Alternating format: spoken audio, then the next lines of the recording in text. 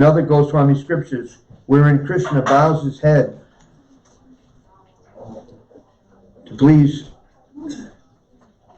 Wait, let me get the right page here. This is supposed to be at the. That was at 5 o'clock. Now it's 5:30. That's right. Let's go. If you're not on time, you're late. Ananga Ranga Mangala Prasanga Bangura Bruvam. In the immensely auspicious drama enacted with loving playfulness, Prem Vilas, on the amorous battlefield, your eyebrows curving like bows suddenly unleash the arrows of your sidelong glances, piercing Nandanandana with amorous delusion and bringing him under reverential submission. In this verse, every word describes the moods of Srimati Radharani, and especially her topmost moods of Madan Natya Mahabhav. These moods can be understood only by the mercy of Guru and Vaishnavas, and also by those who have previous samskars. The next two lines are Ashesha Hava Bhava Dira Hira Harabhushite. You are adorned with all your various deep emotions, Anurag, Dira, Kila, Kinchita, for Krishna, which shine on your person like a diamond necklace. Hava is explained in Srila Rupa Goswami Sri Ujjvala Nilamani. They are gestures of Radharani, such as her sidelong glances towards Krishna, and also the tilting of her head. When she acts in these ways, Krishna becomes completely powerless and begins trembling. Bhava means ecstasies or moods, or a combination of varieties of moods, as in Kila, Kinchita Bhav. And these are also elaborately explained in Sri Ujjvala Nilamani. If one is qualified, he can read Sri Ujjvala Nilamani, but he must do so under the guidance of exalted Vaishnavas. In that way, by the mercy of Guru, he can realize all those moods.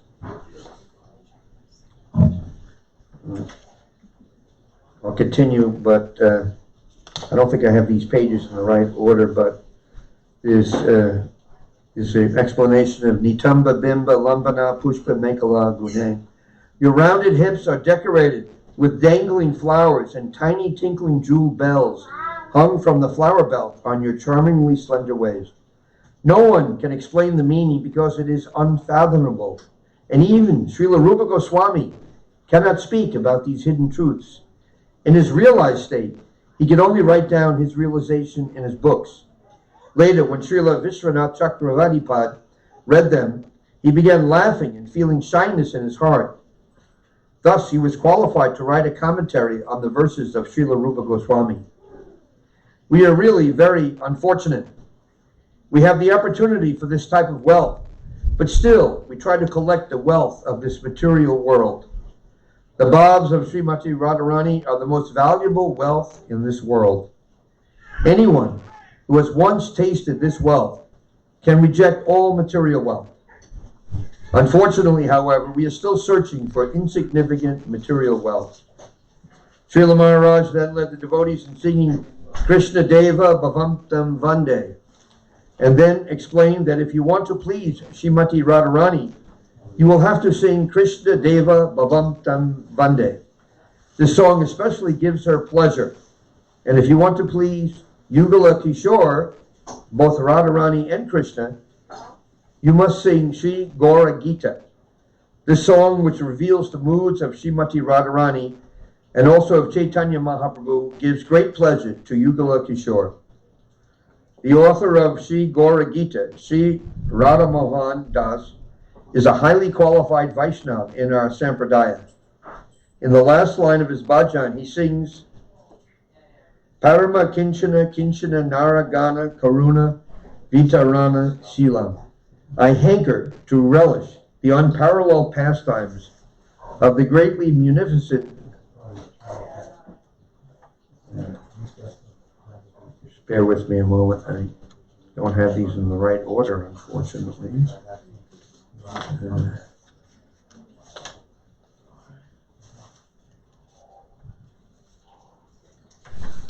Any more?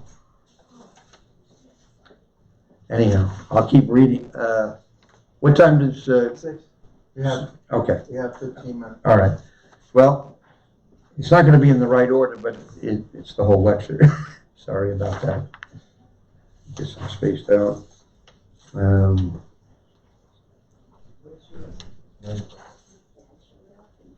So I'll just keep reading. I'm sorry about the not in the right order here.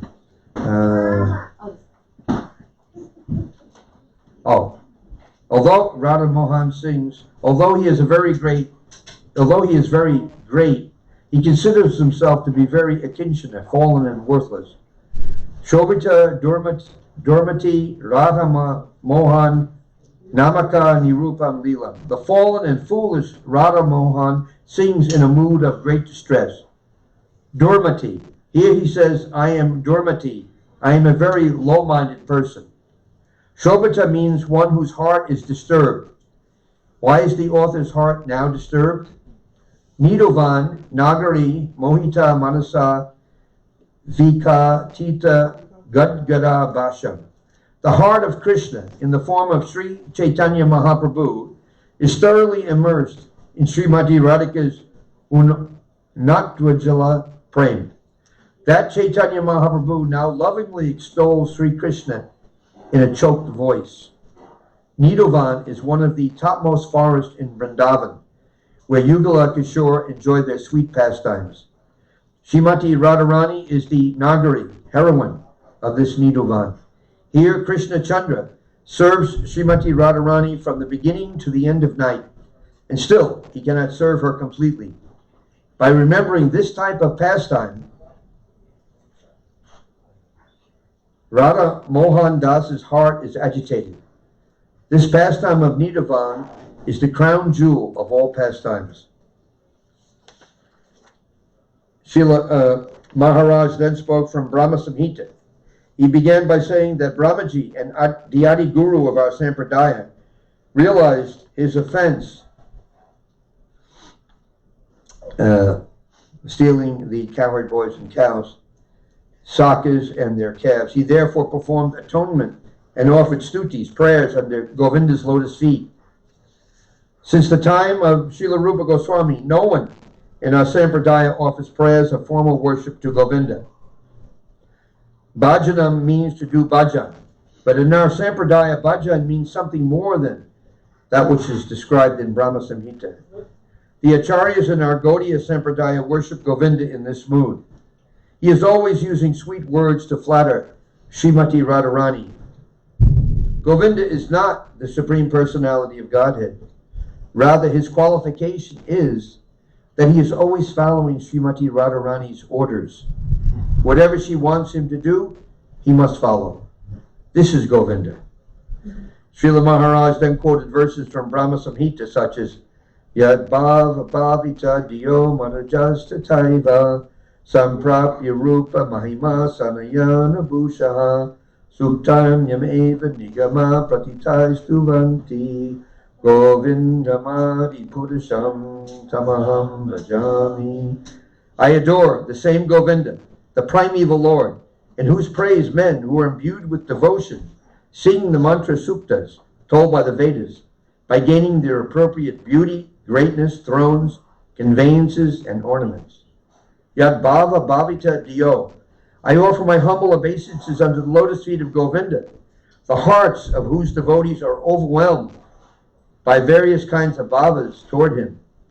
Someone may have Sakya Bhav, someone Vatsalya, and someone else may have Madhurya Bhav. All the Acharyas in our Sampradaya have the mood that I am the maidservant of Srimati Radharani.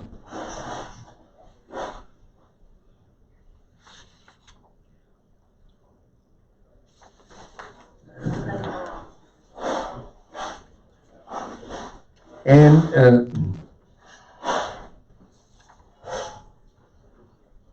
okay. And it is not a complete sentence. Mahima Sana generally means asan, sitting place. But here asana means Vrajabhumi. Vrajabhumi is the only sitting place of Govinda. And greater than Vraj is Radhakund. which is the highest sitting place of the divine couple. Still greater is Srimati Radharani's bhav, which is the only asan for Krishna Chandra Govinda. Krishna always desires to be situated in Radharani's bhav. Those who are overwhelmed by the moods of our sampradayas, thus performing this type of bhajan to Govinda, can attain the highest perfection very quickly. Srila Maharaj then spoke about bhav. He said there are 11 types of bhav revealed by the Guru when the disciple is entering bhav bhakti. 1. Sambandhana, relationship. 2. Vayasa, age. 3. Nama, name. 4. Rupa, personal form and beauty. 5. Yuta, group. 6. Vesha, dress. 7. Agna, specific instruction. 8. Vasa, residence. 9. Seva, exclusive service. 10. Parakasta Swavas. Swavas. The highest summit of emotion, which is the aspirant's very life breath. And Palya Dasi Bhav, the sentiment of a maidservant under the protection of Sri Radha. There are also 5 dasas, stages of advancement approaching the stage of perfection. This is explained in Jaiva Dharma, and those who really desire to do bhajan will attain these 11 types of moods and 5 dasas. Yam krodha kama sahaja pranayati bhuti vatsalya moha guru gaurava sevya bhavai sanchityatasya sadrishim tanum apuriti govindamadi purusham tamaham bhajami. I adore the primeval Lord Govinda, the meditators of whom, by meditating upon him under the sway of wrath, amorous passion, natural friendly love, fear, parental affection, delusion, reverence, and willing service, attain to bodily forms befitting the nature of their meditation. Like I said, this is not in the right order, but I'll just, this is it. But this is continuing from what I was reading before. Srila Gurudev is saying we should sing the Sri Radha Kripa Kataksha Stavaraj, which is the glorification of Srimati Radharani. Therefore this song, Nanda Nandana Astakam, which indicates the glorification of Krishna, gives more pleasure to Sri Radha. Srila Maharaj then led the devotees in singing Srimati Radharani's Astakam, Sri Radha Kripa Kataksha Stavaraj, after which he explained that the verses in this bhajan are just like mantras. Mantra does not only mean prayer, it is the actual presence of the mantra's worshipful deity. Each verse is also a mantra. This bhajan is just like a desire tree. It can fulfill all our desires. Every verse of Srimad Bhagavatam is also a mantra, and one can attain siddhi from each of them. These verses can fulfill even the topmost desire. But unfortunately, we have no faith in this. We are chanting the Maha Mantra, and we have no faith in it. But this and all other mantras are truly kalpavriksha, desire trees. Every shloka of Srimad Bhagavatam is like the Kamadhenus, the cows of Goloka Vrindavan, which can fulfill all of one's desires. Not only one Kamadhenu, each shloka can be compared to millions of Kamadhenus. Srila Gurudev ki jai, Shri Krishna Janmastami ki jai.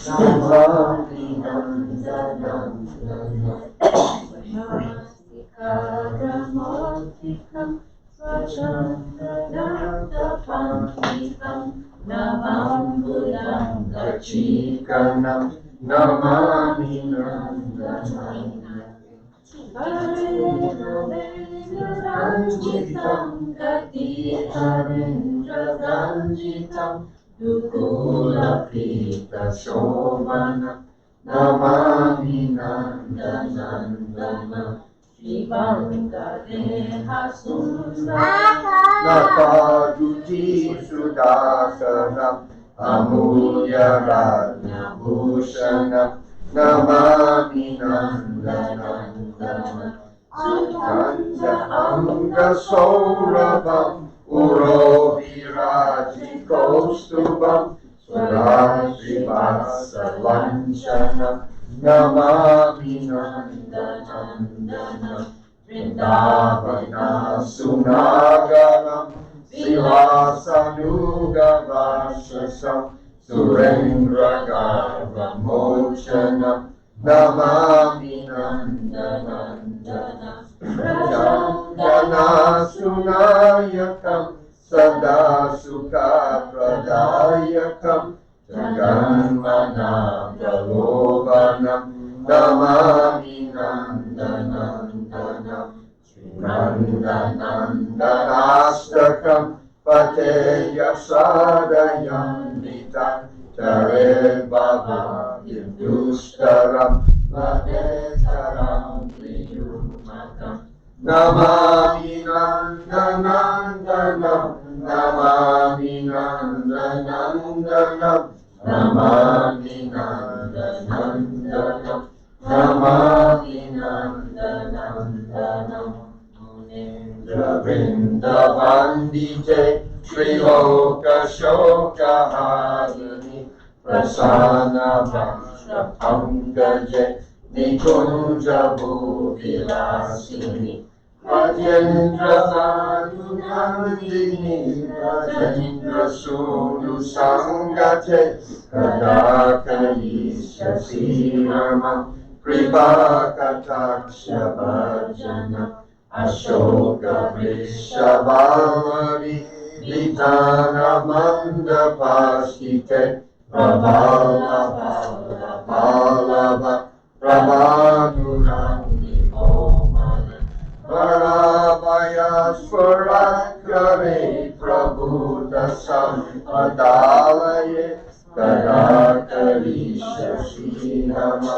Kripakataksha Bhajana Anandaranga Mangala Prasangavan Guraruva Saviramam Sasambhavam Vigantavana Nirantaram Vasikrita Pratiti Nandanandane Kadakarisha Sihama Kripakataksha Bhajana Tadisuvarna Champaka Pradipta Gaura Vigrahe Mukha Prabha Prarashtra Koti Sharadindu Mandale Vichitra Chitra Sanchara Chakora Shabalochane Kadakarisha Sihama Kripakataksha Bhajana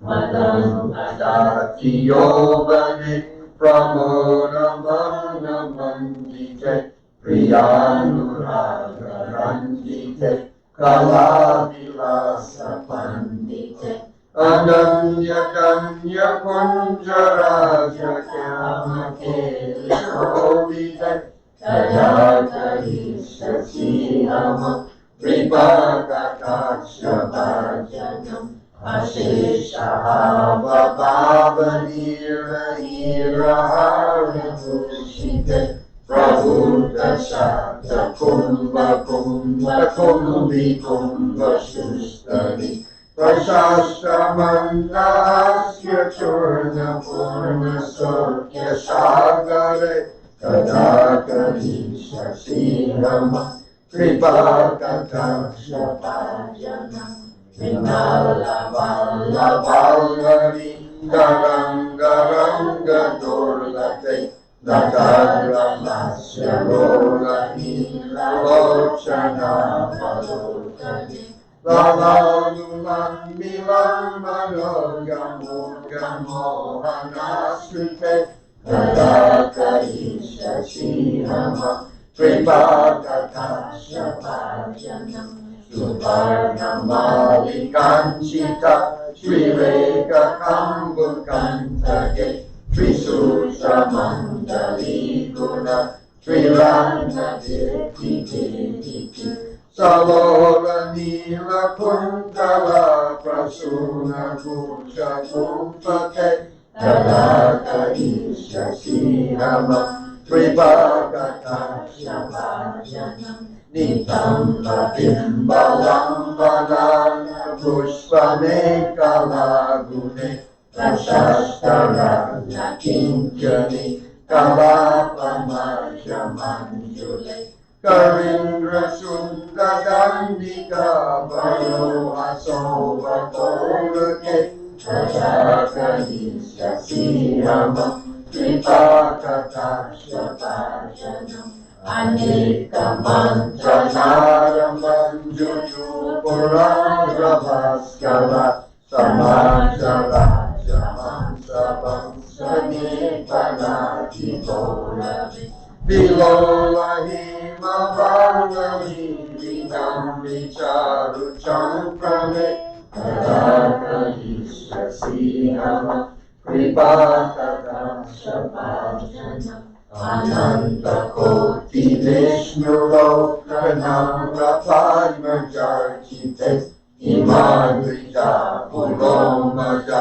Virinja Javara Apada Siddhi Viri Dega Satpadam Gurinake Adaka Isha Sirama Tripatata Bhajanam Maheshwari, Kriyeshwari, Sareshwari, Sureshwari, Sri Veda Bhajakeshwari, Pramana Sasaneshwari, Rameshwari, Shameshwari, Pramoda Kandameshwari, Vrajeshwari, Vrajadite, Shiradite, Namostute. Iti Mahadutam Stava Dashamya Madhunanjani Karotu Santatam Jana Kripa Katha Bhajanam Padeta Daiva Sanchita Trirupa Karma Nasana Padeta Rajendra Surya Mandala Rakeshana Raja Pravisha Srihama Sripataka Bhajanam Jaya Radhe Jaya Krishna Jaya Radhe Jaya Shri Krishna Jaya Radhe Jaya Krishna Jaya Radhe Jaya Shri Krishna Hare Krishna Hare Krishna Krishna Krishna Hare Rama, Hare Rama, Rama Rama, Hare Hare, Hare Krishna, Hare Krishna, Krishna Krishna, Hare Hare, Hare Rama, Hare Rama, Rama Rama, Hare Hare, Hare Guru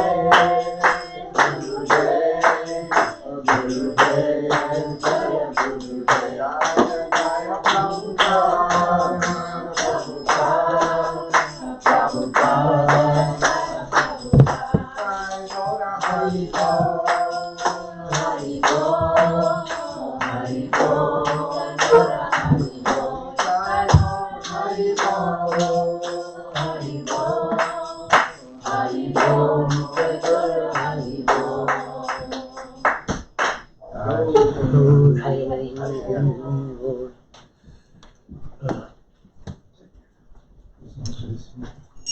more kirtan, maybe 5 minutes. Okay. Uh, Ale Mohe Vrindavan Niko. Oh, yeah.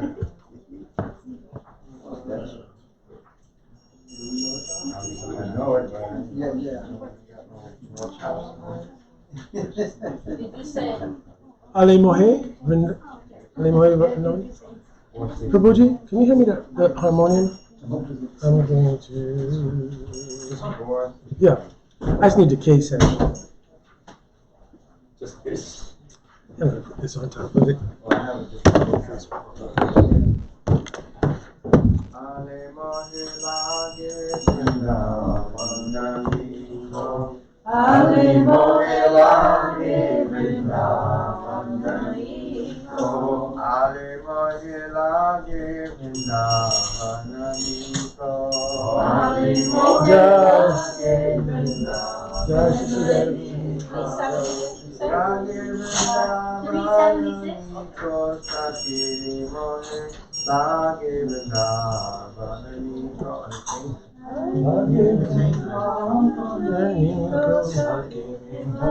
Lage Vrindavananiko.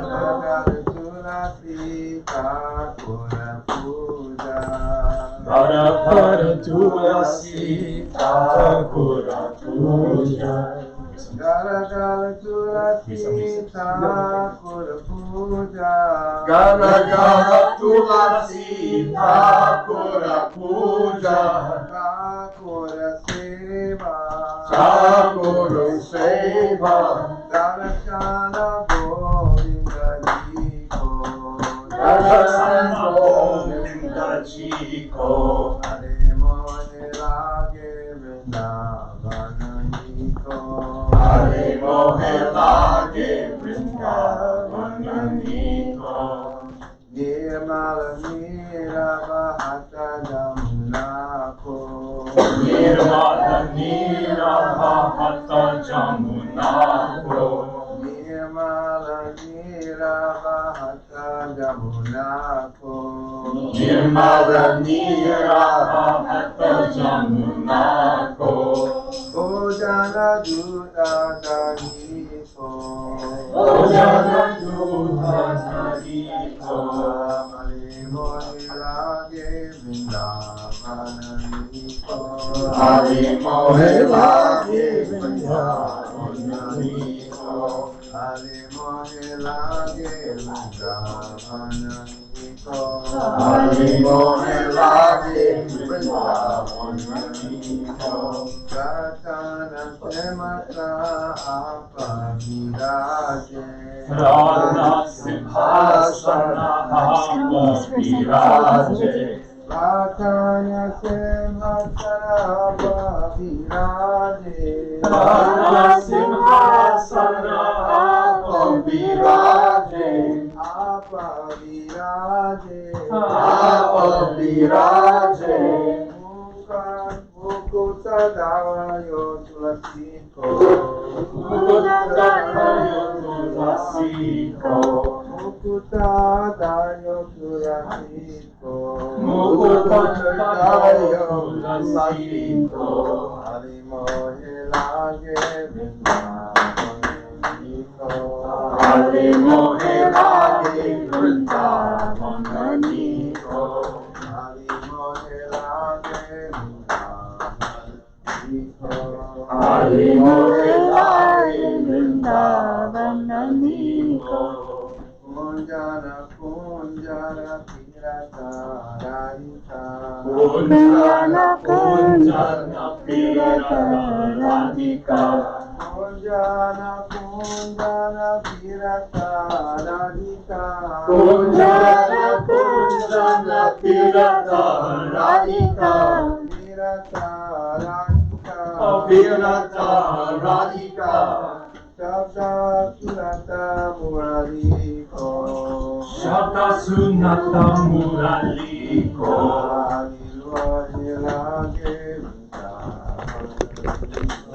Ale mohe lage Vrindavananiko. Ale mohe lage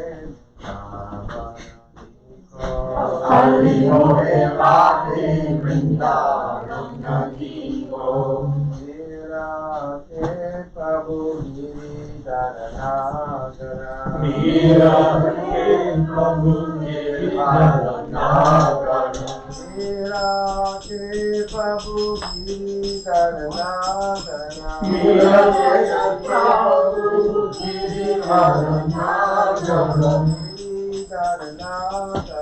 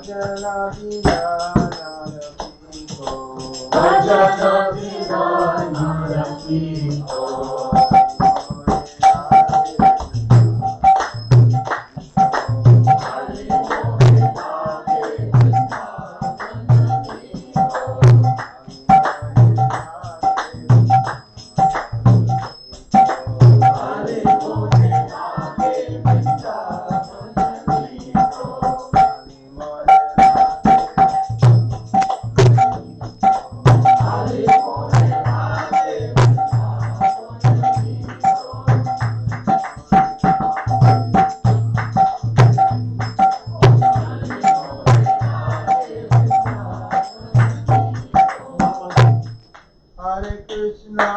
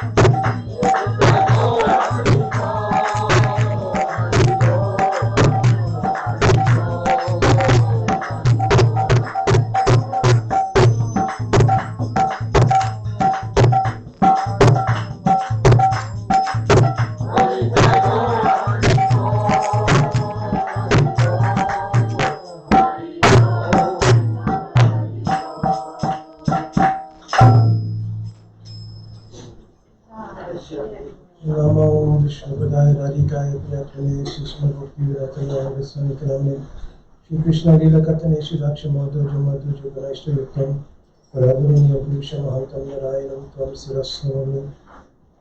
He Shri Guru Ganadas Vanana Datta Karinayaka Sindhu Vrindavana Sinavatara Prasida Siddhara Pranaya Pracharam Ajanunam Vito Bujo Kanakavadato Sankirtanaka Pitaro Kamlaya Taksho Vishwambaro Dvijavayo Yupidama Palu Bande Jagapriya Karo Karanavataru Ananda Lilamaya Vigrahaya Himam Devascha Vishundaraya Tasmai Mahaprema Rasha Pradaya Shri Chaitanya Chandraya Namo Namaste Kosturi Tilakam Latapatale Vaksana Kostum Nasagare Varhutikam Kantare Vayukara Kankanam Sava Anga Harichandanam Sularitam Kanta Muktavali Brajastrio Parivistito Vijayate Gopala Chudamani Eshi Samasundara Shikara Shekara Smiraha Sumini Manohara Radhika Rasika Mama Kirpaniri, Supriya Charana Kinkajunku.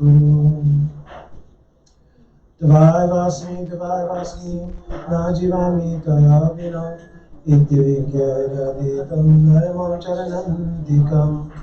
Yat Kinkareshu Vasa Kaluka Kamani, Nityaparashu Purusha Shakandamari, Tashagadara Sindhi Visavanjas, Tatkeli Kunjavamanangana Majinishama. Jami Radha Vrindanetram, Smarami Radha Madhura Swadasham, Radhami Radha Karuna Varajam, Tato Manasti Gati Nagapi, Vakita Vahina Yaparada Lakshya, Shirtasya Kamari Taram Brahmaji, Kripaitam Sharanam Prapana, Vrinde Namaste Charanada Vrindam. Kanaka Jaladagatro Nirasobhagya Netro, Mrigu Maravalo Malati Kundamalo, Tarana Taruna Vesho, Nilampitam Baresho, Swadanini Britani Punjera Rika Krishna Chandra, Vanchakal Vischa Kripa Shindu Vayevacha, Patitana Pavanebhyo Vaishnavebhyo Namo. Jai Shri Krishna Chaitanya Prabhu Nityananda, Shri Advaita Gadadhar Srivasadi Gaur Bhaktivinoda. Hare Krishna Krishna Krishna Hare Hare, Hare Rama Rama Rama Hare Hare. Mukam Karoti Vachalam Pangulata Yatimvirim, Sakipatam Hamvande Shri Guru Dinataranam, Paramamandanam Madhavam. So of course today is a very auspicious day. Today is Shri Krishna Janmashtami, but it is also called Shri Krishna Jayanti. So especially it is important to understand what is Shri Krishna Jayanti. Shri Krishna Janmashtami is a very rasic meaning actually, because first the word Janma is implied, that he appeared on the Ashtami, the 8th day in the month of Bhadra, is what happens, but that it's Ashtami is also very rasic meaning. But the actual appearance is called Shri Krishna Janmashtami. Before I begin, it's working again. I forgot to ask about the internet, but it's working. It looks like it's working. Yeah, okay. So,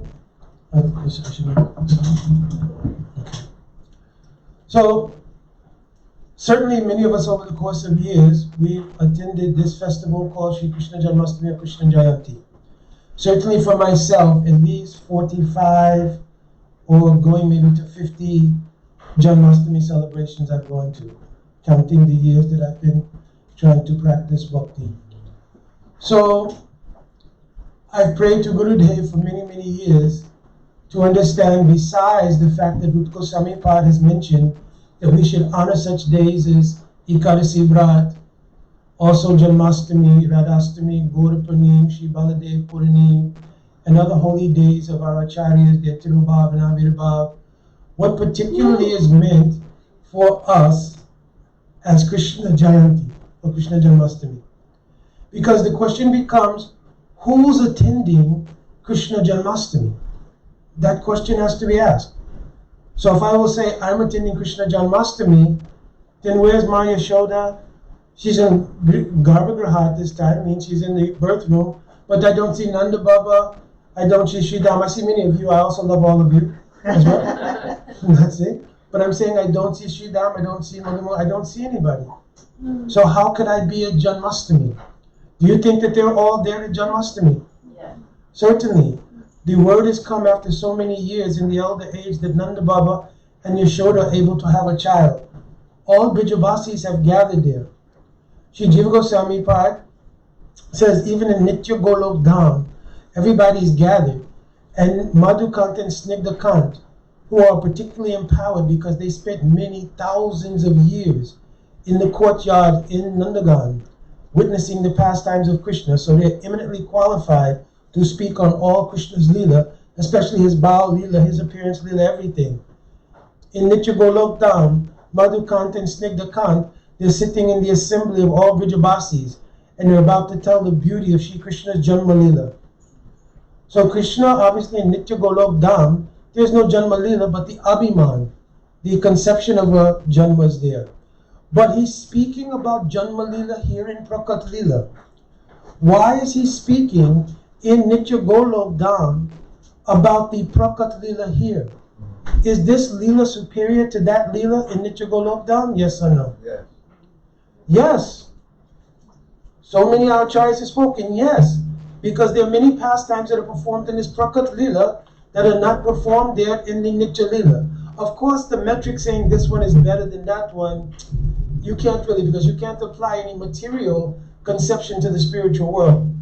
But in terms of the significance of how rasa is tasted, there are some specialities in this Prakat Lila, like the Janma Lila of Krishna. So even Krishna himself, when he was speaking to Arjuna on the battle of Kurukshetra, he told, Janma Kama Chame Divyam Evam Yogati Tattva Tatvam Deha Panajanam Naiti Mamati Sarjana. If anybody will understand the Dipya of my Janma and my Karma, Karma here means Lila, because Bhagavan has no karma. Is it echo a little bit? Is that just reverb? Yeah. Okay. So Krishna has no karma, right? Krishna only has Lila. So this verse, Janma Kama Chame Divyam, the word karma here means Krishna's Lila. If anyone will understand the Dipya, means the transcendent nature of my Janma and karma, then upon giving up this body, you cannot take birth again. Not that you won't take birth again. You cannot take birth again. Because then we have to understand what is the meaning of the word Dipya here. So what is the meaning of the word Dipya? Transcendental. Transcendentally translated in English all the time. But here, real meaning is not transcendental. Because any form of Bhagavan that appears in this world, is it transcendental or not? Yeah. Any form of Bhagavan. You understand? That appears in this world. But even directly Hiranyakasipu Hiranyaksha, Ravan Kumbhakarna, Sishupal Dantravaka, right? Of course not Sishupal Dantravaka, but the first four, did they take birth again? Even after being in the Leela. What to speak of hearing it or understanding it? They were in the Leela. Did they take birth again? Yeah. They did. Now we know the story, Javi thing, but I'm making one point here. So there's a speciality to the word Divya when it's applied to Sri Krishna's pastime of taking Janma. Because Krishna's Janma, is it like the appearance of all other incarnations? My question here is, what is the difference between Krishna's Janma and the appearance of all other incarnations of Bhagavan? Well, in this particular You can't answer because if you heard on Sunday. Because he's taken birth from mother, his shoulder, and there's a what is it called? Cutting of umbilical cord. This is all true. We'll get to those verses. But what here then is the meaning of Krishna's taking his Janma? All other avatars, you can't use Jayanti for them also. But all of the avatars also make their avibhav, they make their appearance, their avatar here. Why Krishna? This is called Janma.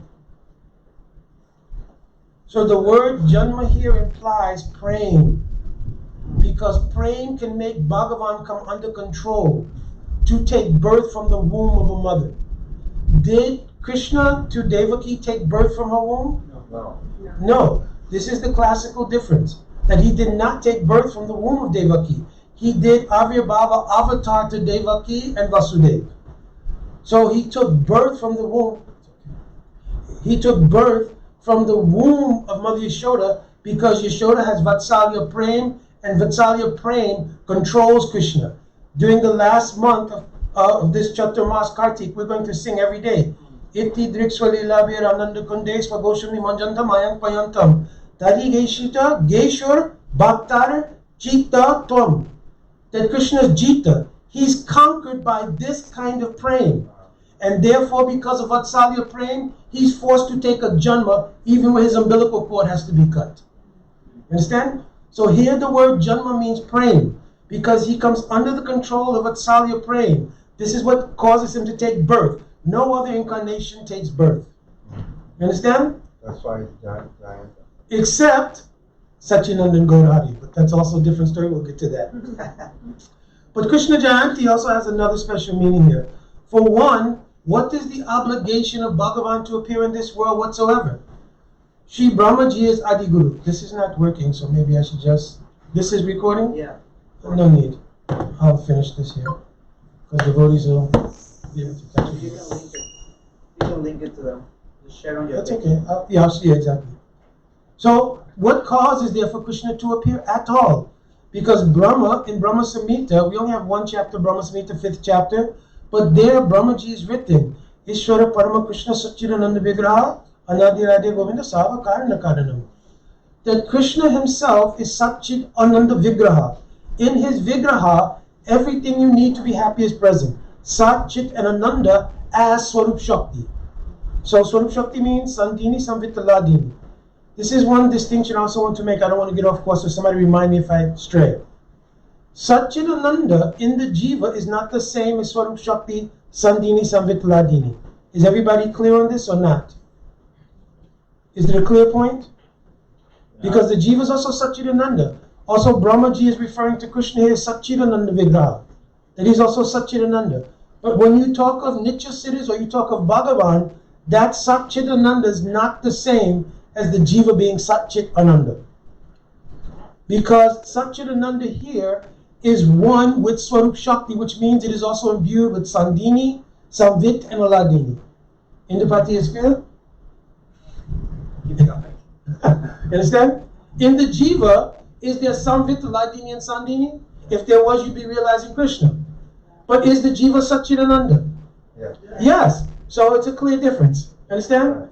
So Brahma is indicating that Krishna Satchidananda Vigraha, in his Vigraha, in his own Swarup, everything that he needs to be happy in terms of spiritual energy is already present. Therefore the Lord is also called Atmaram Aptakam. He is fully able to satisfy himself and he can obtain whatever he needs to satisfy himself. What need does he have to even perform any lila of coming to this world? If you'll say that he's getting his satisfaction from Paritranaya Sadhunam, etc., argument can be made here. If he's satisfied already, what additional satisfaction you're getting coming here? You understand? This argument will be made.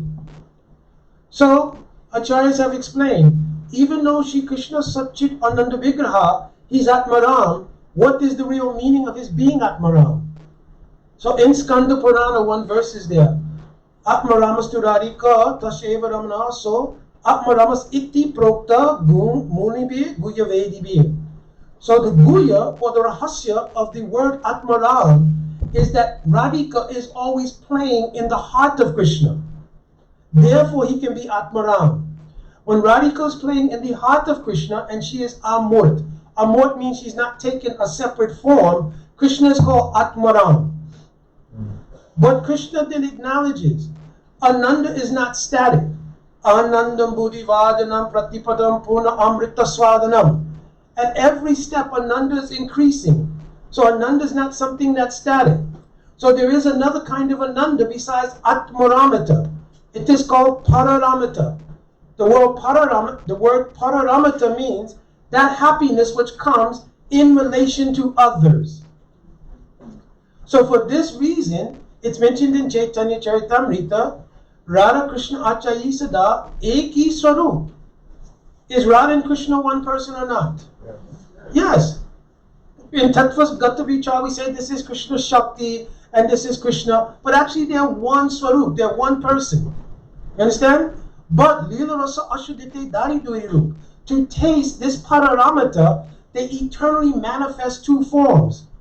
In manifesting those two forms, also unlimited forms of both Shakti and unlimited forms of Bhagavan also expand, and therefore unlimited dhams and facilities for Krishna to taste this Pararamita also expand. So the Sandini Shakti or Shri Baladev Tattva is that principle. You understand? So Pararamita is superior to Krishna being Atmaram. It's for this reason that then Krishna declares, it's written in Chaitanya Charitamrita, Songsa Vivinangsa Rupa Hanavistar Ananta Vaikunte Brahmananda Karen Vihar. Therefore, in unlimited Vaikunta planets, including Golok Dham, Ayodhya Dham, Mathura, Dwarka, etc., he's performing unlimited pastimes, Swamsa, with his own manifestations or expansions, and Vibhinamsa. Vibhinamsa means with his devotees. But he mentions, not only am I doing this in Ananta Vaikunta. Ananta Vaikunta means all the different spiritual planets, all the different avatars, etc. But also in all of the unlimited Brahmanandas. It means all the material planets and cosmoses and universes. He's also experiencing vihar, means pastimes here. Why does he want to come and experience these pastimes? We've mentioned because he's Akil Rasamritamurti, Rasavaisaha. He wants to taste highest kind of ras. Highest ras is not available in Atmaramata. It's only available in Pararamata. Therefore, Krishna seeks to come and enjoy here in this world among not only those devotees who are eternally established, but also those who are trying to become eternally established. You understand? For this reason, he says, Paritranaya sadunam vinashaya cha duskritam. In order to give pleasure to those devotees who are trying, those devotees who are already nitya siddha, they're already situated. So Paritranaya sadunam means whom? Those eternal associates who come here to help us, and also us who are striving to become perfect. Krishna comes for us. So Paritranaya sadunam. As a byproduct, vinashaya cha duskritam. He annihilates all of the different miscreants and dharma samstapan. He establishes what is dharma. When Krishna comes, does he need to come here to establish dharma? No. Any incarnation can establish dharma. When the 4 ages go around, it means 1,798,000, right? Then 1,296,000, 864,432,000. When they go around one time, it is called a Dibya Yuga. When that Dibya Yuga goes around 71 times, it constitutes one Manavatar. In the 7th of those Manavatars, in the 28th cycle, Krishna appears as Swayam Bhagavan Shri Krishna. In every other Dwapar Yuga, it is not Swayam Bhagavan Shri Krishna who appears here. It is an avatar for the age. It is a Yuga avatar. And they also establish Dharma. But when Shri Krishna comes and he mentions Dharma samstapan, what is he talking about? If he doesn't need to do what all of the others have done for millions of Dwapar Yugas before this, what Dharma are you coming to establish? Not Sanatan Dharma. Prem Dharma. It's mentioned in Srimad Bhagavatam. You understand? What is it? Kaitavam Rahitam Prema. Na Prema Manushloke. In the material world, there's no prem, so he comes to establish that prem. Whatever was here as prem is actually kaitava prem. It's like cheating. It's exploitation. So to teach the persons here what is real prem, Krishna himself comes, because who knows prem better than Krishna? Only one person. Srimati Radharani. And if Krishna will come, Srimati Radharani will also come. So also it's mentioned that because Krishna wants to establish Dharma, in Srimad Bhagavatam, I'm sorry, first verse I quoted not from Srimad Bhagavatam, but Dharma projita kaitavotra, paramanoni matsaranam satam. Here he says that the Dharma that I've come to establish is Dharma that is nimatsaranam satam. That only those sadhus who are nimatsarya. Nimatsarya means who have no self-interest. Matsarya is translated as envy. But here it doesn't really mean envy like I don't like the fact that you have a new car and a new house. Here the word matsarya means envy, meaning your self-interest. Everybody takes their self-interest over everyone else's. Even if you're madly in love, husband to wife, parent to child, boyfriend to girlfriend, shouldn't be. But if any way you have any kind of relationship, you cannot avoid that your self-interest will take prominence. It's not possible. You understand? Therefore, you cannot call. I'm saying your husband, but I know this is not the fact. Arjun calls home. Oh, Hari Bol, sweetie. You have to say sweetie. I was just thinking that in Vedic culture, I was reading Ramayana yesterday, and I read that even though Ram was Ekpatni Vrata, his father, who's superior, had 365 wives. So I was just contemplating, is it possible we could do 2? You understand? So my deepest feeling, right, is that will not fly. You understand? Therefore, Your self-interest will take prominence even there. You understand? It could be, but I doubt. You understand? I know it's not happening in my house.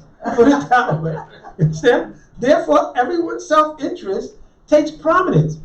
So, Nimatsaranam means that only when there's praying for Bhagavan can you actually call it Dharma according to Srimad Bhagavatam. And therefore, according to the purpose for which Bhagavan descends to this world, to do Dharma Samstapam. Dharma Samstapanam. To establish that Dharma, you are correct. Praying Dharma, only Krishna can do this. Also, there's a verse that we often recite. Prema rasa niyasa karite ashwadan ragmad bhakti loke karite prachan. Rakshik shekara parama karun. We say, who's this verse applicable to?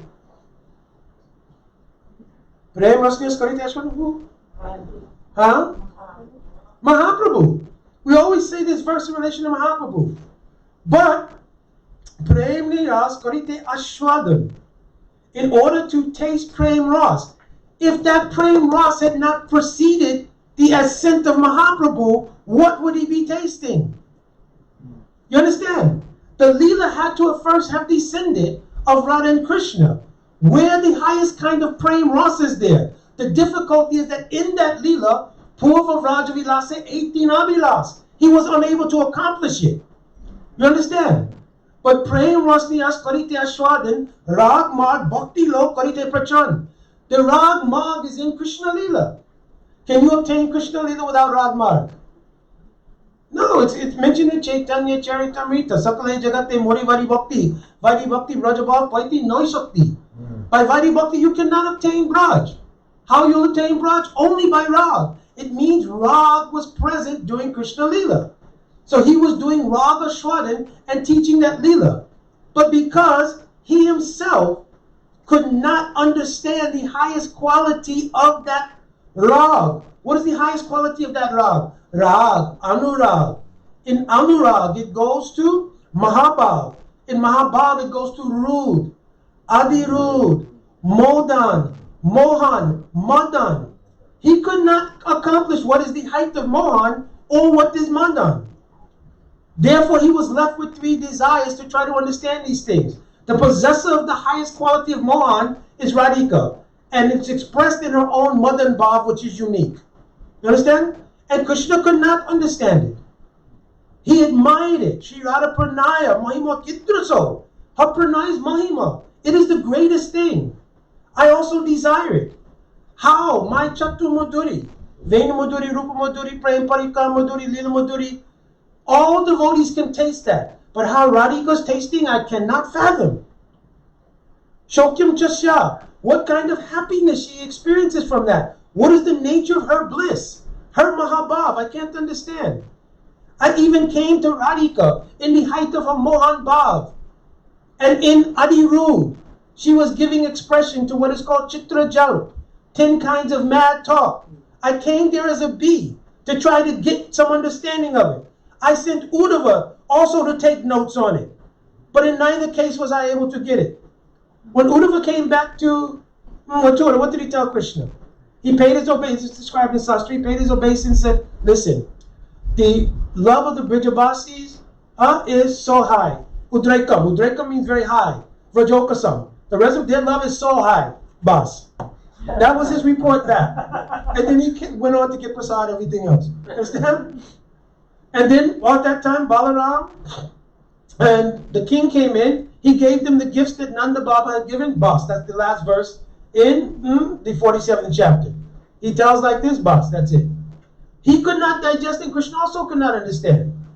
Therefore, Krishna had the desire. I want to know what is this kind of pranay. What is this kind of love? For this reason, Krishna Avatar, although all rag is there, and also all rasa, all 12 rasas are present there, he was not able to fully taste it. And therefore, Shri Radha Pranaya Vikriti Ladini Shakti Asmat. Therefore, the cause of that praying became his absorption, that he had to come to taste that. The only way to taste that is to get the mood, and if you take the mood, you're obliged to take the Varnavastu, means the color of that mood. Therefore, he comes to Shri Sachinandan, Gaur Hari Ki Jai. Understand? So Sri Krishna's coming here has all of these purposes. You understand? This is why Krishna makes his Janma here.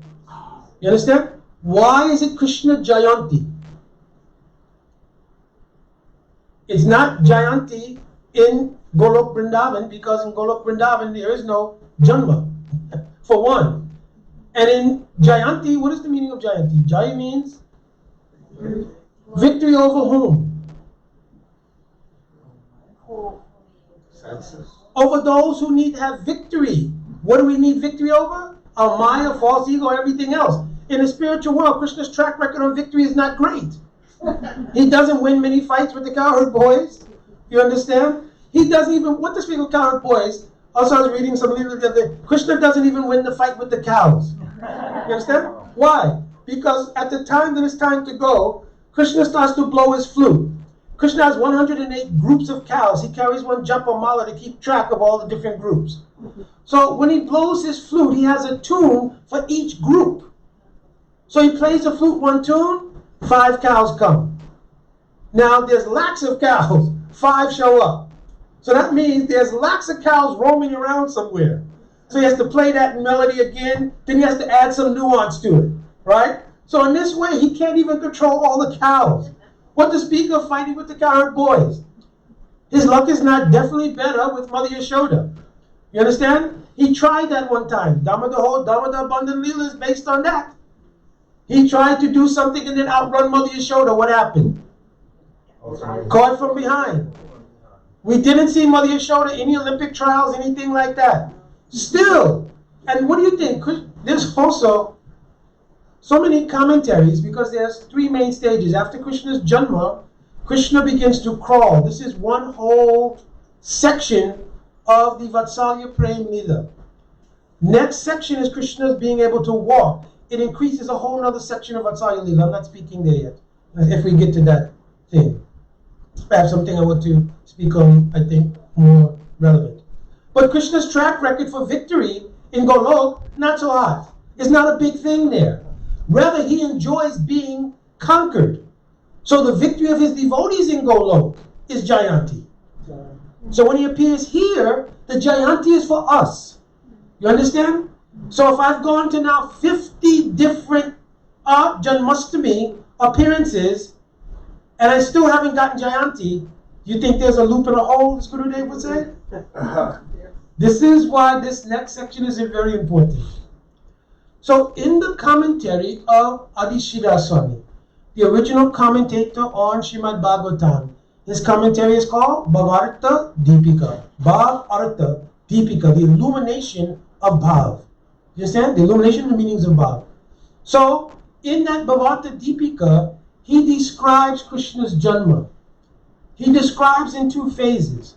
You understand? In his commentary. There's so many commentaries, but he goes by the verses and he describes each accordingly. So when he describes the appearance of Krishna to Vasudeva and Devaki, he makes a comparison that this is just like the Vedic system of Diksha. Yeah. You understand? So here is where this becomes important to us. Have we taken Diksha? Yes, there's a little bit of, right? Because it's true, I'm very happy. Everybody say, yeah. 19, so what, 2000, yeah, I did it. Yeah, I was at the festival. I got the t-shirt still. Right? So nobody did like that. You understand? So, but he compared it to Diksha. Because each time, through successive lives that you have taken Diksha, it is meant to establish Krishna Jayanti. You understand? So that when Janmashtami comes, you are not somebody who's going to the annual festival that falls on this date. You are actually in Krishna Janmashtami. You should have an identity there. You should be sitting in the courtyard of Nanda Maharaj, listening to Madhukant and Snigdhakant describe what's going on here. You understand? But rather, we are persons who, I joined in 1970 something, and I became Bhakta John. I went through this before, I'm not speaking the whole thing, right? And now I'm 50 years later, and I've done a lot of classes and this and that, but I'm still not at Janmashtami. Because Krishna Jayanti's never taken place yet. Is this point clear or not? You understand? So Krishna Jayanti is when actual Diksha takes place. What happens when actual Diksha takes place? Understand? Diksha kole, bhakta gone, atma samarpan. First, in order to get to the actual point of Diksha, there has to be atma samarpan. What is the meaning of atma samarpan? Saranagati. When there's actually Saranagati, say kale, Krishna tare, kare atma sam. At the very moment that you're fully surrendered in the process of Diksha, you become Atma Sam, like Krishna and all the residents of Vrindavan. Therefore, you're not going to the Janmastami at the temple as so-and-so Dasa Dasi. You're going in Janmastami as so-and-so Manjari, so-and-so Sat, etc., etc. You understand? This is Krishna Jayanti. You understand? So, Srila Adi Sridhar Swami, he commented, this process is like Diksha. Why? Because he utilizes the Leela and all the names in the Leela. If you understand them, you get this point clearly. What is the meaning of Vasudev? Here Vasudev has a small a. Vasudev means Shri Krishna. Vasudev with a small a, in Sanskrit, if you look at it in Devanagari, it means the father of Krishna. But what is the meaning here? Sattvam Vishudam Vasudeva Shabditam. By the word Vasudev, we mean Suddha Sattva. Suddha Sattva means, like in Suddha Sattva, we say Shatma Prem Suyamsa Samyabha. It is the state, Ijjate Tatra Pumam Apavrita. It is the state in which God is revealed. You understand? This is called Vasudev. You understand? So Vasudev in the Leela is also helping us, because Krishna came to perform these Leelas to help us. It's explained clearly in the 10th canto. Anugrahaya bhaktanam manushinam dehinam astita bhajata drase kritva yak srutva tatparo bhavet. So the imperative in Sanskrit, bhavet, means, therefore I've come here, you have to hear this. That's the idea. I don't think Krishna is quite as forceful. You understand? You're leaving up to you. You understand? But the imperative is there. Bhavet, you have to hear this. Why? Bhajate tadrasi kritva. Because if you want this bhaj, this devotion, you have to hear the recitation of these leelas by sadhus as they give them. You understand? Because when the sadhu will recite these leelas, satam prasanga mama viya samvido, in the samvad, in the harikatha of that sadhu, mama viya, Swarup Shakti is present there.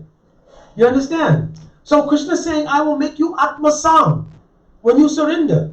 When you surrender and the sadhu is speaking, that Swarup Shakti will come through and touch your heart. This is called Krishna's Jayanti. So from Vasudev, the father of Sri Krishna in the Leela, then commentators, there's a whole group of commentators. Srila Sridhar Swami, everyone is taking as the base. But then Srila Sanatana Goswami Pad, Jiva Goswami Pad, Vishwanath Chakravarti Thakur Pad, Baladev Vijayabhushan, Vallabhacharya.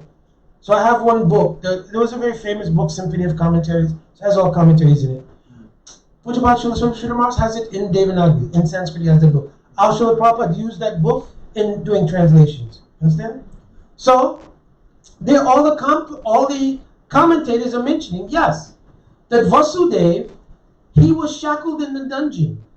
Therefore, how is it possible he could have given any pregnancy to Devaki? How it's possible? So first, in order to bring about the actual process of Diksha, what has to happen in the beginning? Do you have to perform any sadhan? You perform a sadhan. What was the sadhan of Vasudeva Devaki? Thousands of years. Vasudeva and Devaki? They weren't even thousands of years old. Didn't they? You're right. In order to I'm asking get how. Krishna as their How did they perform these austerities? Previous lives. Praktakana aduni chasti yatsat bhakti vasana. You understand? In previous lives they performed as Prishni and Shutapa. You understand? The word in Sanskrit Prishni means delicate. So it means when the heart is very delicate, very innocent. Shutap means doing hard austerities. So when anyone first comes to bhakti, in terms of bhakti, the heart is very delicate. It's very hard related to the material energy. But in relation to the spiritual world, it's very delicate. Therefore, the shraddha that comes to the devotee in the beginning is called what kind of shraddha? Komal, delicate, soft. You understand? So prashni means what is delicate. Sutap means beginning the process of bhakti. Tapasya means saranagati. When Brahma heard the two syllables tapa, what did he do? Did he make a ring of fire and sit in it? Did he go get in a cold, ice cold river? What did he do? So what was his tapasya? What was his tapasya? He gave up using his intelligence, though he's the most intelligent being in the universe, and he sat down to contemplate Sri Krishna. It's called saranagati. You understand? He gave up his own idea that I am the karana and karata. I am the doer. I'll figure out what's going on in this lotus stem. I've gone from top to bottom doing this. He gave that up. This is called saranagati. This is what we have a hard time giving up. Because the ahamkar tells us, ahamkara means aham, karana and karata. I am the cause, karana and the karata. I am the doer. And if you line those three things up, the next logical step is, therefore I'm the bhokta. You understand? If you go home and you take all the vegetables out, you chop the vegetables, you put them all together, you get the pans out, you turn the stove on, you do the cooking, you do all the spicing, you do everything. Now because you're devotee, you have to offer it. So you offer it. But who are you really thinking is the bhokta? Right? So you put it on the altar. What is it supposed to be, 10 minutes? Stopwatch. Stopwatch time. Right? Hopefully, it's difficult, but all wonderful preparations have been made. Daiwada, pakora, halavas, don't worry, you're not hungry. Right? Maharaj Parikshit was 7 days no eating, no drinking. He was living on Harikatha. You understand? You're not hungry. But all these things are being made. So they're on the altar, you're on the countdown, 3 minutes left. And actually, your watch may start saying 10, 9, 8, 7, 6. And even before you get there, you say, listen, man, let me get that part out the way. Let me get that part out the way as well. Right? And then when the plate comes out, you do the transfer. This is the fastest dishwashing you will ever see in your life. You understand? The Takuji's plate.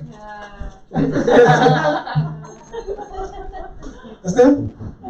So, like this, everyone is thinking, I will be the bhokta. You understand? Because if I'm the karana and the karata, the next logical sequence coming from ahamkar is I'm the bhokta. You understand?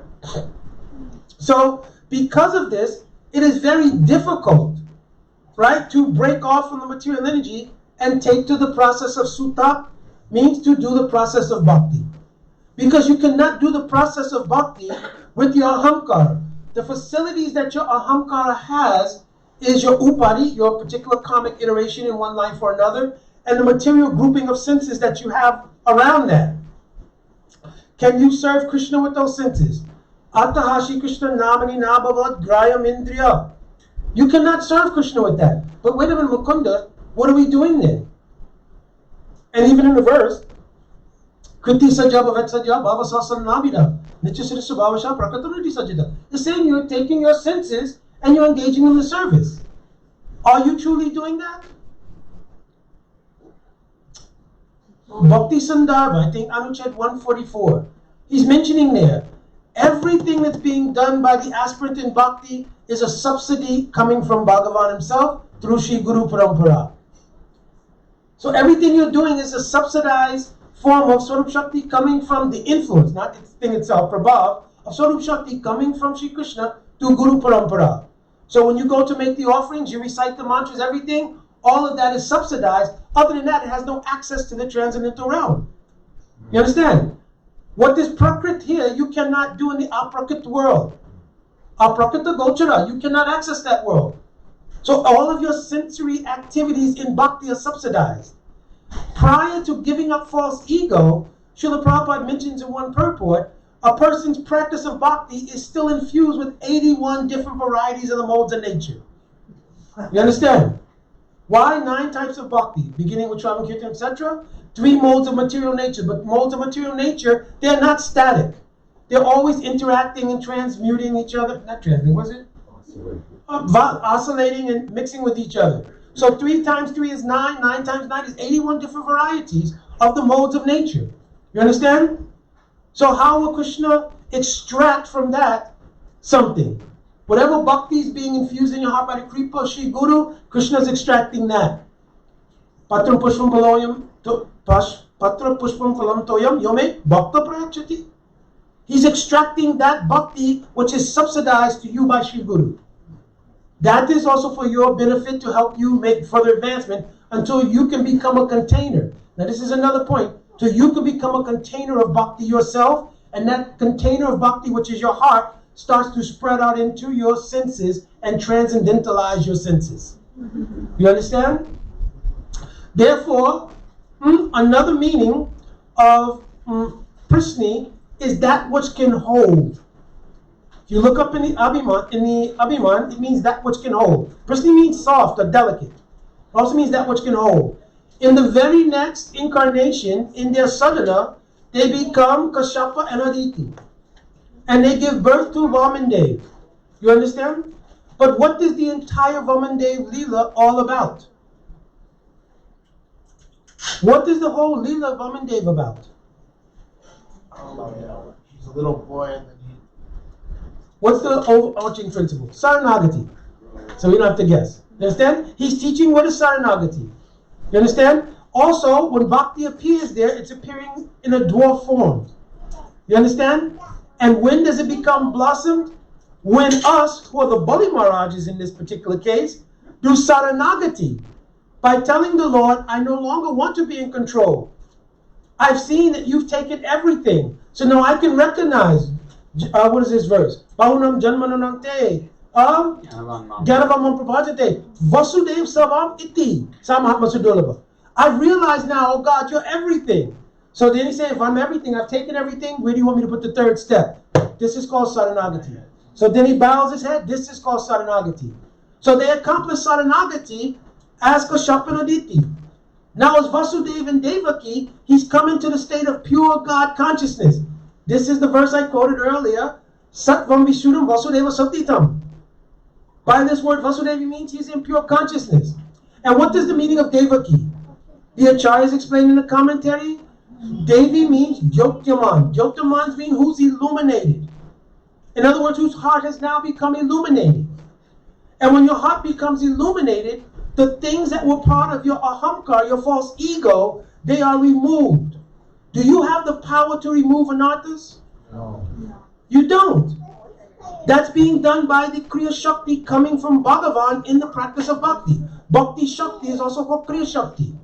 It is the power in Bhakti that's removing anarthas. So here the word Jyotiman means illuminated with Bhakti. The point here is that Bhakti Param Pratilapya Kamam Rid Rogam. That Bhakti appears even before all of the lust, greed, anger, and everything is gone. You understand? So the Acharyas are commenting that already Devaki was illumined. You understand? Still, 6 sons passed through her womb. Kam, Krodh, Lobh, Moha, Mada, Matsarya. All 6 of these things, lust, anger, greed, illusion, madness, and envy, all of these things are housed where in the Bada Jiva? In the Ahamkar. That's the composition of the Ahamkar. What does the intelligence do in the Jiva? Discriminates? It's a transcendental database from all of your previous impressions, both material and spiritual. So it goes into the database and it's constantly bringing up things because it's under duality, rag and dvesh. So it's constantly bringing up things. Hey, what about this plot? This is enjoyable. No, you don't like this one? Okay. And what is the mind doing? The mind is only accepting and then rejecting. That's why the mind is called in Sattva Gun. The intelligence is in Raja Gun. What's in Tamo Gun? Ahamkar is in Tamo Gun. Because it houses all of the things. Now, let's not beat up the Ahamkar so much here. Understand? Because the Ahamkara is also that part of the Jiva's Antakaran, it's called, or psychology, that protects the existence of the Jiva. Because right now, if you think I'm this upadi, this body, what's protecting that? The Ahamkara. If somebody will threaten your life, it's the Ahamkara says, let's go. You understand? Nobody says, I'm in bhakti. Go ahead. Whatever you understand? Nobody says like that. The Ahamkara says, no, not today. You understand? So the Ahamkara does defending. Bhayam Tuti Abhiniveshata Shat. Where does Bhayam come from? The Ahamkara. The Ahamkara is saying, no, you don't like death. So intelligence don't even suggest it. You understand? Of the many things that you've experienced, that wasn't one that we liked. So don't bring this up to the mind. You understand? So the Ahamkara is doing this defensive action. You understand? So when you come to the state, when you realize Samanya Sambandha Gyan, when you are illuminated, Jivera Swarupoya Krishna Nitya Das, I'm the Das of Krishna, in that Samanya Sambandha Gyan, then God can reveal himself. You understand? God, not particular Ras, but God can reveal himself.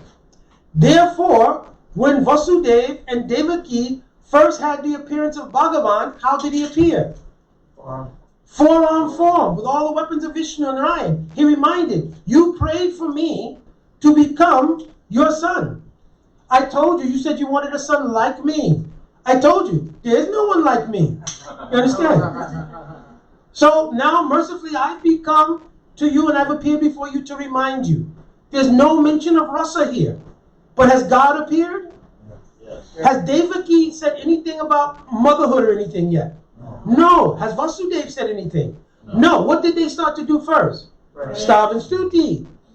This is Samanya Sambandha Gyan, Dasya Ras. Bhagavan is God with his servants, and therefore they start to offer Stav and Stuti. Then suddenly, something amazing happens. Something very amazing happens. That suddenly she says, oh my Lord, in this very uncommon form with 4 arms, this chakra club in a lotus flower, you certainly are Bhagavan. We just got through saying unlimited Stav and Stuti to that effect. But if you don't mind, can you become a small baby so I can hide you from Kamsa? So first, let's deal with the psychology. You're God. You understand? Here I am, I'm in chains, bound up in the dungeon. But suddenly I overwhelmingly have a feeling that I want to give you protection, so can you become like a small baby? Now, let me show you the difference between our false egoism and the transcendental nature of this Leela. God shows up and you're bound up and Kamsa is threatening to kill you as well as your children and everything else. God shows up, what's the first prayer? Thank God you're here. You understand? I was praying for this.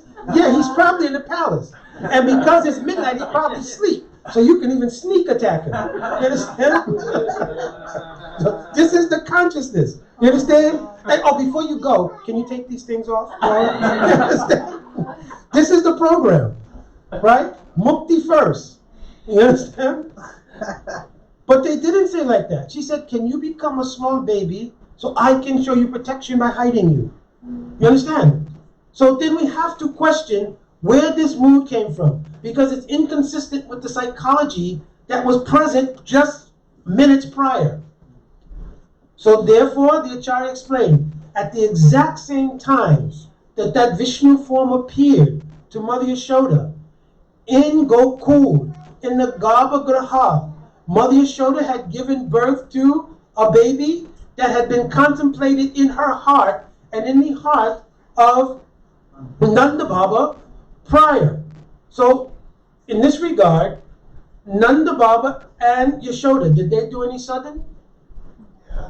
God Huh? In the previous life is Jonah and Dara. And Jonah and Dara. Understand? Why did this become? Because Rasa doesn't arise in the heart in one life. To prove this philosophical point, they took one life as Drona and Dara as their expansions to show that anybody will have to, at least one life, perform sudden bhajan to get Rasa in the heart. You understand? Actually, Maharaj made this argument once, it became a whole controversy. But it's stated in the verse. Praptana Anurkini Chasti Yasit Bhakti Vasana. Tameva Rasa Aswadya Tasha Eva Ridi Jayate. For us to arise in the heart has to be at least one life where you did samskars to get the impression of that ras. You understand? It means that the ras also comes from impressions from a sadhu. You understand? So to prove this point, this leela is performed. So Drona means who has a cup. Drona also means a cup that's filled. So what kind of cup would Drona represent? A cup filled with rasa. Because what kind of sadhana were they doing in that one lifetime?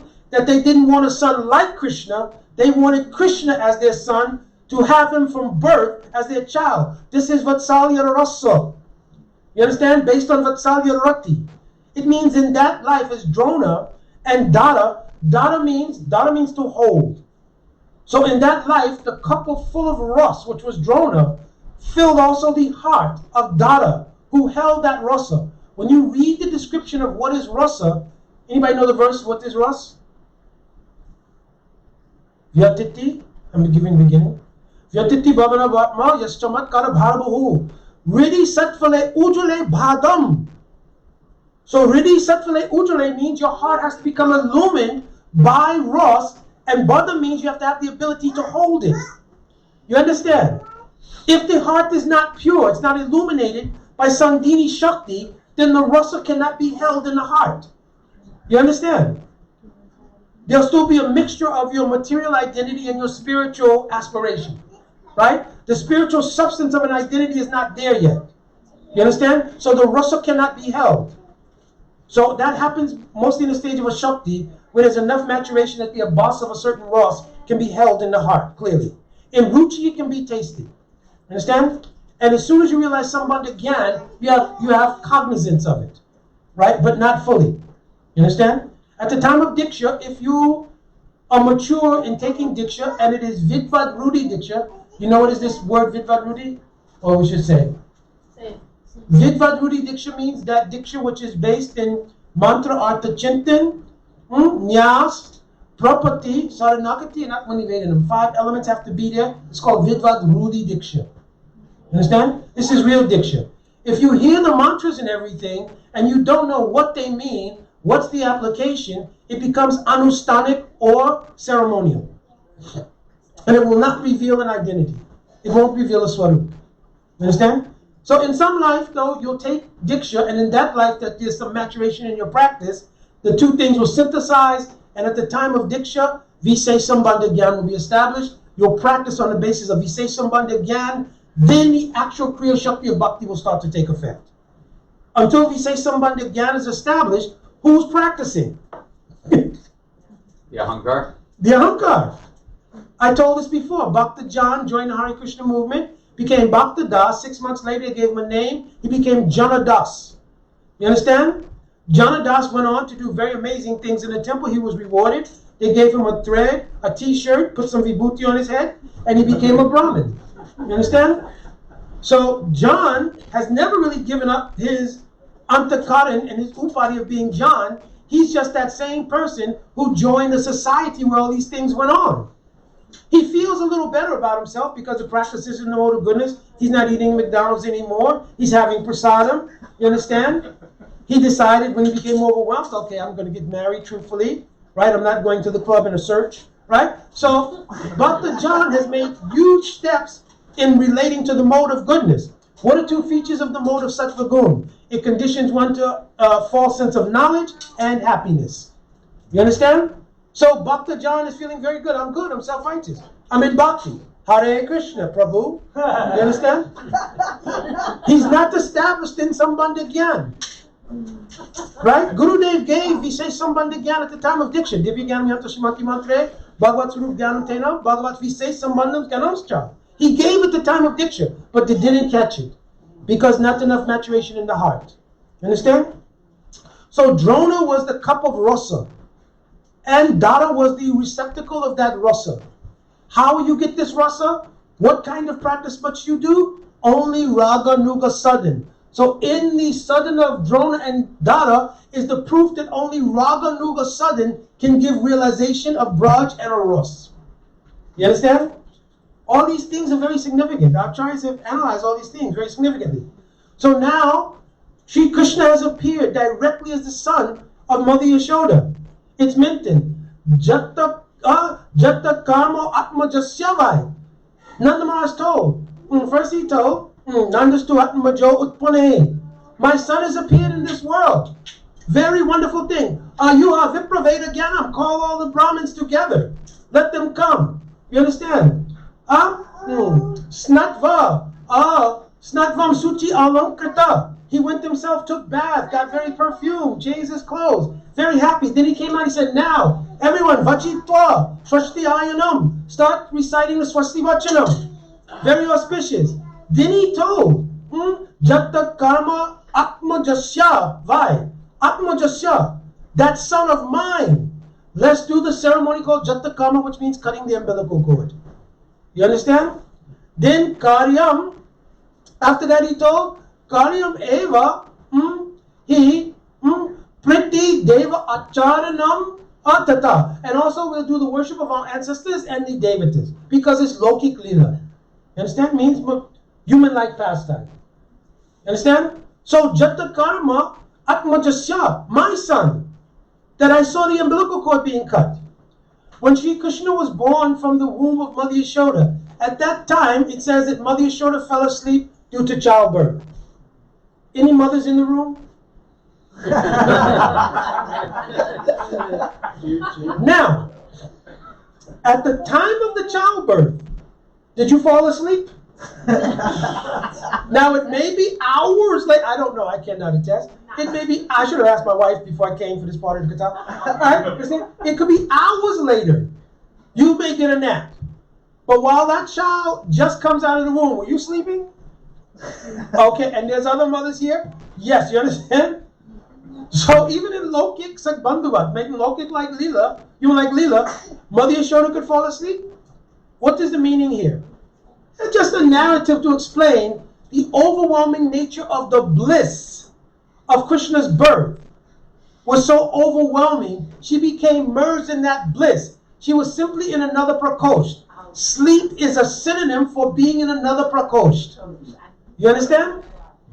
She became absorbed in the bliss that Krishna is born as my son. And immediately after that being absorbed, because even one thought, one absorption, there's two kinds of mood of lila. Perception of lila, not mood, perception. One is called mantramaya upasan. One is called swarasiki upasan. This does not just apply to sadhakas. You understand? It also applies in the eternal lila. One single incident can become a whole meditation for hours and hours. You understand? For hours and hours. Her son was born to her finally. She became, my son is born, my son is born. That baby with the blue lotus eyes, she's seeing all of this. And she's seeing, I've become the mother. In that prakosh, she's breastfeeding, doing so many things. To the external world, it appears she's sleeping. See? She does not even know, she's so absorbed.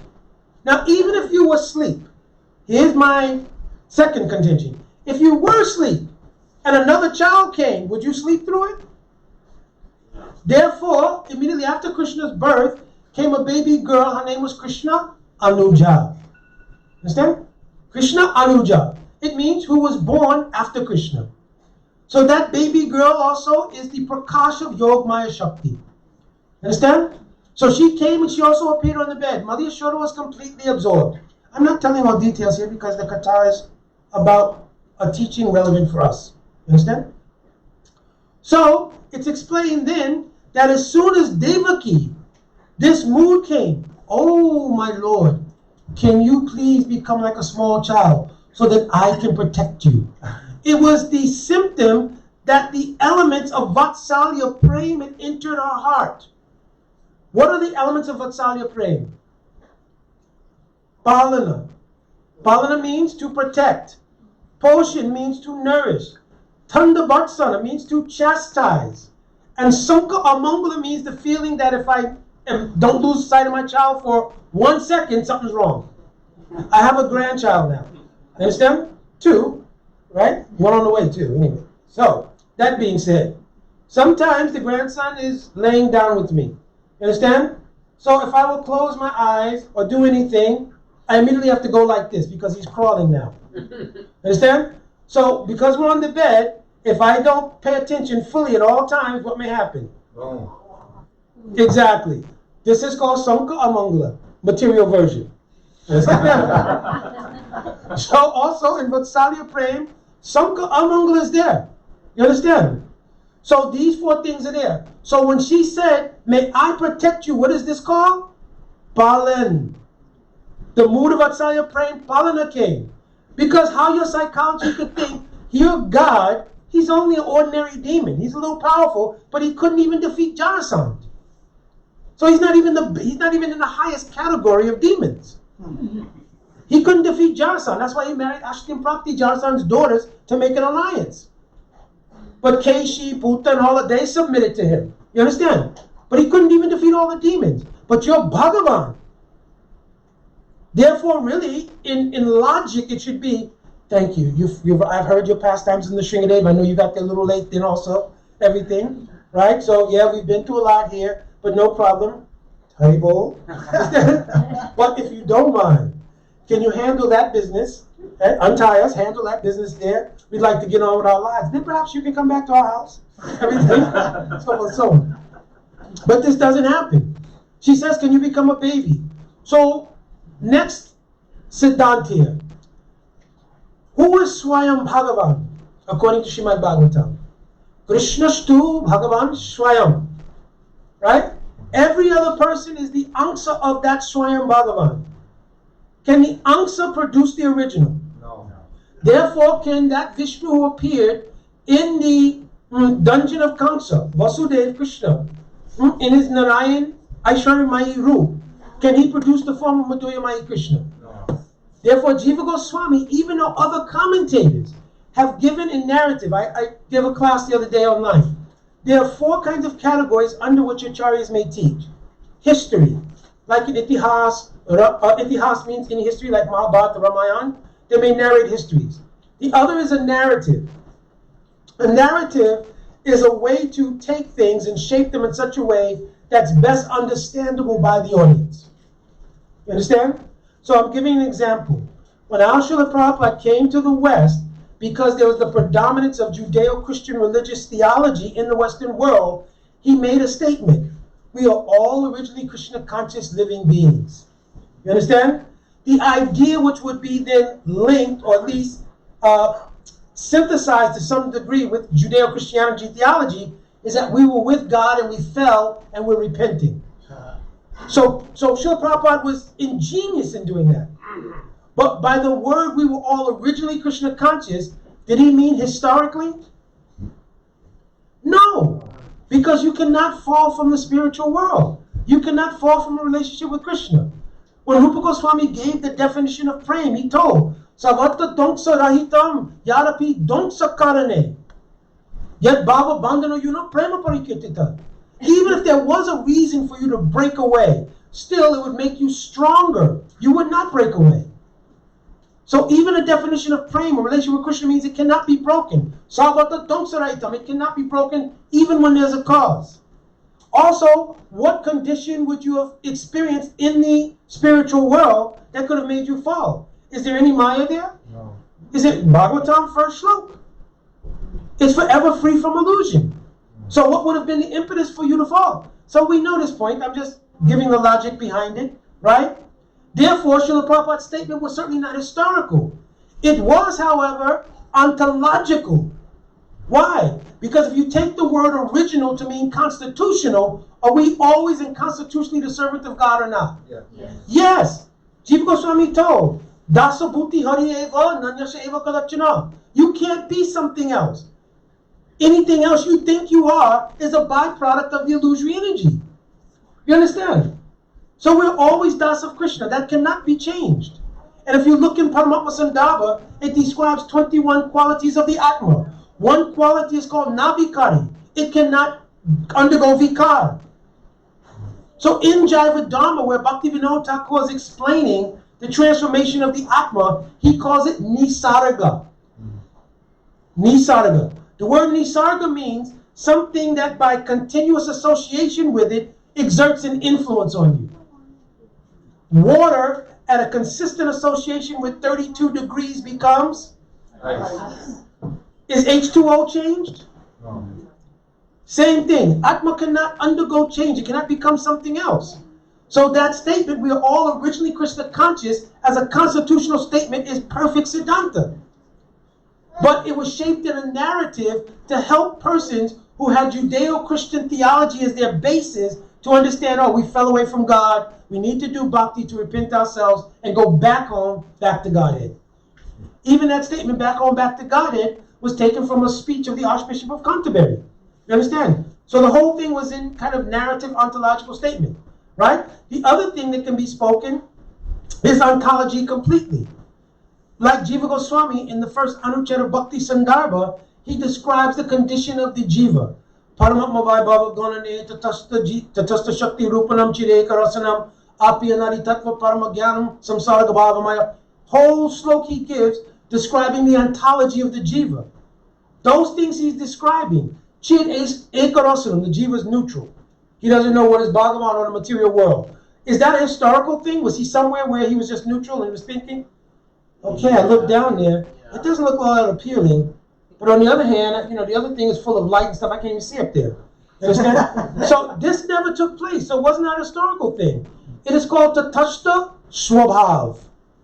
Even in Jaiva Dharma, when Brajanath asked a question to Gopal Guru Goswami, he's asking, ontologically speaking, what does it mean to be Tatashta Swabhav? He's not asking about a history.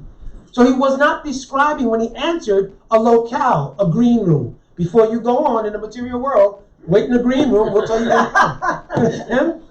It was not that. It's meaning, what is the nature of being able to be influenced by the material energy? It's called Tatashta Swabhav. You understand?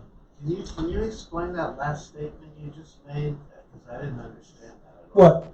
That the nature of the previous statement you just made, not just this one, the last one. That sometimes our acharyas speak ontologically. Right. Ontology means a description of how something works. It's not necessarily a sequence or history. It's describing how it works. You understand? Yeah. Or the nature of something. You understand? Okay. Like if you discover that water is composed of H2O, was that done 2 years ago? Water? Yeah. No. You're just seeing the ontology. The scientists write it out in a formula. That's called the ontology of what it is. Right? I don't know if that's the best description, You're but connecting that to... Srila Prabhupada made a statement, we are all originally Krishna conscious. That cannot be a historical statement because that would mean we fell from the spiritual world. So it is partly an ontological statement because the jivas are always the das of Krishna. So if you take the word original to mean constitutional, which is what the application of the word was when Srila Prabhupada used it, you'd understand, yes, Prabhupada saying we're all by nature servants of God. And you have to now act in such a way as to realize that. That was the point I'm making.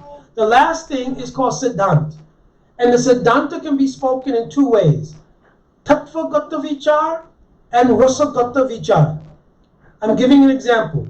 The Paribhasa Sutra Srimad Bhagavatam means the defining verse is Krishna's tu Bhagavan Swayam. Iti cha sakalam pusam, etc. Krishna's tu Bhagavan Swayam. Is this an absolute fact? Yes. Is there any coloring to it, any spin to it? It's an absolute fact. True? Yes. Krishna is the son of Nanda and Yashoda, and he has no ability to carry Nanda Maharaj's sandals. You understand? Is this true or not true? Yes. So it's equally true, but it has somehow we got to reconcile something because there's a contradiction here. You just said he's Krishna's tu Bhagavan Swayam. Swayam Bhagavan. Bhagavan by definition means Sad Aishwarya Purna. He has 6 opulences. Aishwarya Samagrasa Viryasa 3. He has 6 opulences. One of them is strength. How is it he can't pick up the sandals of Nanda Maharaj? You understand? So you have to reconcile. So here, there's another thing that's also siddhant, a perfect conclusion. Under the influence of praying, his Bhagavata becomes controlled by praying. And being controlled by praying, he's Mukdata and Savagya. You understand? Also in Madhurya Kandambini it's mentioned there. Bhagavat Stavar Asadharana. Maharaj taught me this verse. Bhagavad Stavad Asadharana Aishwarya Madhurya Tattva Visay Swarup Paramananda. You understand? That Krishna in his Swarup, he has the ability to reconcile Aishwarya and Madhurya. Was there any Aishwarya shown in Braj? Yes. How a 7-year-old boy lifted a hill? A mountain. It's not a hill. It's a mountain, actually, practically speaking. He ate some dirt, and Mother Yashoda looked in his mouth. She saw all the universes, including herself. Is Aishwarya or not? Yes. But because Madhurya is so powerful due to praying there, it covers the Aishwarya and makes the Aishwarya a servant to the Leela. You understand? So this is also Siddhant to say that Krishna is Swayam Bhagavan, but he can't pick up the sandals of Nanda Maharaj. Both things are absolutely true. You understand? So now, back to the original point. So therefore, when Devaki, the feeling of Palan came in her heart to protect the manifestation of Vasudev Krishna, at that time, Jiva Goswami and Gopal Champu mentions Sri Krishna, under the influence of Yogmaya Shakti, by a conduit that had been created earlier. Conduit means like a path. In New York you have subways. So there's trains running underground going from one place to another. You don't see them, they're underground. Like a tunnel. Like a tunnel. So previously when Baladev Ji was born, right, the appearance first in the womb of Devaki was the appearance of the Ansa, or expansion of Balaram, called Ananta. This also has deep meaning. Everything, so many deep meanings. You understand? What is the meaning of Ananta? The 6 sons of Devaki had already been killed. Kam, Kro, Blob, Moha, Mara, Matsarya, all gone. Now, in there, her heart has become completely purified, which means now there's the descent of Swarup Shakti in the form of Sandini Shakti, Baladev Tattva. It creates a place for which Bhagavan can descend. Right? That form that appeared, according to the Acharyas, was called Ananta. So Jiva Goswami, in Tattva Sandarbha, he gave an analysis. This is how it's applicable to us, which is the whole basis of this Katha tonight. The Jivas are called Anadi Bada Jivas. Anadi means there's no history to your being bound. It didn't happen at a certain time, right? It didn't happen, well, wasn't it? Maybe mine was 1,000 years ago, 10,000 years ago. No, it's Anadi. You understand? Anadi Avidya, Bhagavatam states, Anadi Avidya Yukta Shah, Purusha Shavedatmanam, Swatona Sambhavanti Anyaha, Ganatva Ganadovave. It's Anadi. 1320 Bhagavad Gita also mentions Prakriti, the Jiva, the association is Anadi. So then Jiva Goswami describes what is the meaning of Anadi? Something that has no beginning, but it has a end. Then he describes Ananta. What does Ananta mean? Ananta means something that does have a beginning, But no end. but no end. Ananta, it has no end.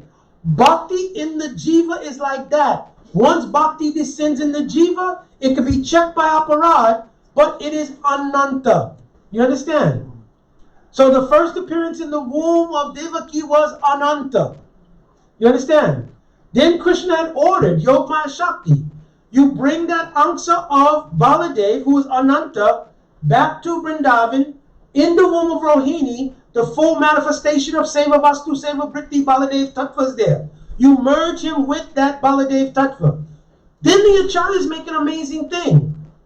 In the womb of Devaki, when he descends, he's called Ananta. When he's transferred to the womb of Rohini, what is he called? Sankarshan. Shankarshan. Why? Because it's showing that actually when one wants to have any rus with Krishna, he has to attract everything towards Braj, because Braj is the only place in which a rus can take place. You understand? Can Devaki have the rus of motherhood to Bhagavan? So when she had this desire to have Krishna manifest as a baby, where is that available? In Braj. So now that Ansa, which is Ananta, which is the unlimited bhakti, that has to go towards Braj. You understand? So it becomes Sankarshan. And then it merges with Baladev Tattva, Seva Vastu, Seva Vritti. All the moods of service are present in Baladev Tattva. So you're following this? Yeah. You understand? So this is now related to us because this is how Diksha works.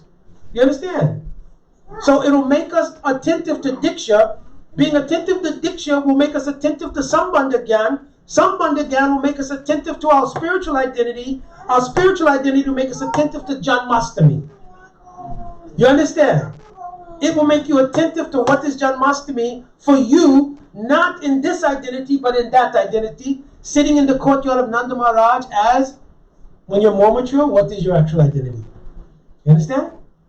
Now, Krishna, who was there, used that same conduit, tunnel, that was made when Yogamaya brought Ananta or Sankarshan to Braj to go back to Mathura, and in the dungeon, Sri Swayam Krishna, Virginia Nandan Krishna, presented himself before Vasudeva and Devaki. All explained in Gopal Champu. So it's not that Vishnu form became the baby Krishna. Krishna himself came from Braj. And when he got there, he said, oh, by the way, hop in. He took the form of Vishnu that was there in the dungeon of Kamsa. You'll be useful later. Because I never disturb my joy of Ras. So whenever it comes to killing demons or something like that, you can come out and kill the demon. You understand? Don't show yourself. Come out, kill the demon, and disappear. So stapati agati. Stapati means establish yourself, kill the demon, agati, I'll see you later. You understand? The form of Vishnu that was in the dungeon of Kamsa, that appeared to Vasudeva and Devaki, he was merged into Virginia Nandan Sri Krishna when he came to Braj to give darshan. For this reason, Yashoda is also called that person who gives yash or fame to others of motherhood. Unless you take shelter of Mother Yashoda, how you can do Vatsalya praying to Krishna? Even all the Brijabasis demonstrate this during the Damodar Bandhan Lila. When Mother Yashoda was trying to bind Krishna, what did all the other elderly gopis do? They also came, took their hair ribbons, their ropes from their home, everything. So they were actually binding their hearts to the heart of Yashoda Mai. You understand? Because just like if you want to obtain Palyadasi Bhav, what will you do? Sri Rupa Manjari Pada, Shei Mora Sampada, Sei Mora Bhajana Puja. Everything I'm doing is only to obtain the mercy of that Rup Manjari, who appeared in this world as Rup Goswami. You understand? So if you want any particular Ras, you have to take shelter of that Ragatmik Jan with that Ras. So Devaki, she took shelter of Mother Yashoda. Mother Yashoda, Yashoda. She gives her fame of motherhood also to Devaki. So in the Puranas, it's also mentioned.